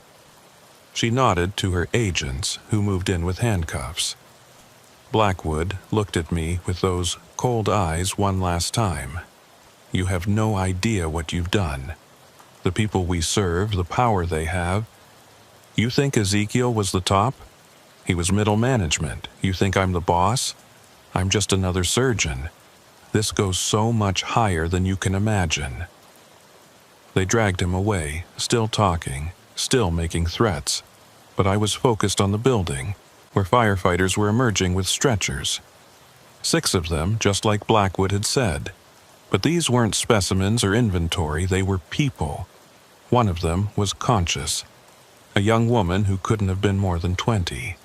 As they carried her past, she reached out and grabbed my hand. "Thank you," she whispered. "They said no one would come. They said no one would care. We care," I told her. "You're safe now." The next hours were controlled chaos. The building was searched top to bottom, revealing a fully functional operating theater, holding cells, and enough evidence to put everyone involved away for life. Dr. Reeves tried to claim he was there for legitimate business, but the surveillance footage Patricia had captured showed him discussing inventory and procedures. 17 people were arrested that night, including 3 doctors, 5 nurses, and various support staff. The 6 victims were all taken to hospitals, where it was discovered that 3 were on the schedule for organ removal within the next 24 hours. We'd literally saved them with hours to spare. Dr. Crenshaw was treated for smoke inhalation, but was otherwise fine. Patricia's documentation proved invaluable to the prosecution. And me? I sat in that parking lot until dawn, watching them process the scene, making sure it was really over. But Blackwood's words haunted me. This goes so much higher than you can imagine. The trials took 2 years. Ezekiel Marsh died in prison before his could conclude, the stroke finally claiming him. But Blackwood was convicted on all counts, sentenced to life without parole. Dr. Reeves got 40 years. The others received various sentences ranging from 10 years to life. The 6 victims from Gary all survived and recovered, though, like the Chicago kids, they carried scars both physical and mental. The young woman who'd thanked me, Rebecca Martinez, testified at Blackwood's trial. Her testimony about the months she'd spent in that place, the things she'd seen and heard, made several jurors cry. The investigation expanded, following the network's tentacles across the country. Dozens more arrests, hundreds of victims identified, some saved, too many lost. It became one of the largest medical trafficking investigations in U.S. history. I never went back to truck driving, couldn't. Every time I sat in a cab, I'd remember that night at St. Bartholomew's, remember Ezekiel's cold smile, remember the sound of Dr. Crenshaw's voice from inside that crate. Instead, I took a job with a victim advocacy group, using my story to push for stronger regulations, better oversight, more resources for law enforcement. Emma graduated college last spring. She's in medical school now, determined to be the kind of doctor who helps people instead of harvesting them. She says I inspire her, but the truth is she inspires me. Knowing there are young people like her entering medicine, people who've seen the worst it can become and are determined to make it better, gives me hope. Dr. Patricia Vance runs a foundation now, investigating medical crimes and supporting victims. Dr. Crenshaw works with her. using his insider knowledge to spot the signs of trafficking operations. They've helped shut down 3 more rings in the past year. Obadiah got early release for his cooperation and now works as a security consultant, teaching hospitals how to spot and prevent internal trafficking. His daughter did become a doctor, and she specializes in treating victims of medical crimes. Michael Torres, the boy from room 4J in Chicago, just started college himself. He sends me updates sometimes, pictures of normal teenage life. He's majoring in criminal justice, wants to be an FBI agent. Says he wants to be the one kicking down doors to save kids like him. The network still exists, probably. Blackwood was right about that. The demand for organs hasn't decreased, and where there's demand and money, someone will create supply. But it's harder now. The FBI has a dedicated task force. Hospitals have better screening. Truckers know to be suspicious of unusual medical deliveries to abandoned buildings. And sometimes, late at night when I can't sleep, I think about all the delivery drivers out there on dark roads. I wonder how many of them might stumble onto something horrible, and I hope they're brave enough or lucky enough to make the right choice. I wasn't a hero that night in Chicago. I was just a tired trucker who wanted to make some extra money for his daughter's college fund. But sometimes that's how it happens. Sometimes ordinary people stumble into extraordinary evil, and they have to decide in that moment who they're going to be. I think about those 6 kids in room 4J, about Rebecca Martinez in that steel mill, about all the ones we didn't save, and all the ones still out there waiting. And I know that as long as there are people willing to harvest humans for parts, there need to be people willing to stop them. My name is Amos Richardson. I used to be a truck driver. Now, I'm something else. A witness, an advocate, a reminder that evil exists, but so does the courage to fight it. Every time I tell this story, every time someone reads it and becomes a little more aware, a little more suspicious, a little more willing to speak up, we push back against the darkness. The abandoned building on Chicago's South Side has been demolished now. The steel mill in Gary, too. But I know there are others. There will always be others. The only question is whether there will always be people willing to stop them. That Thursday night when dispatch called me with a special delivery, I thought I was just taking a detour for some extra cash. Instead, I took a detour that changed my life and saved others. Sometimes, the most important journeys are the ones we never plan to take. If you're a trucker reading this, trust your instincts. If a delivery feels wrong, if a building seems off, if the people you're dealing with make your skin crawl, listen to that feeling. You might be wrong, and that's okay. But you might be right, and that could save lives. Stay safe out there. Watch the dark roads. And remember, sometimes the most dangerous cargo isn't what's in your trailer. Sometimes it's what you discover when you open doors that were meant to stay closed.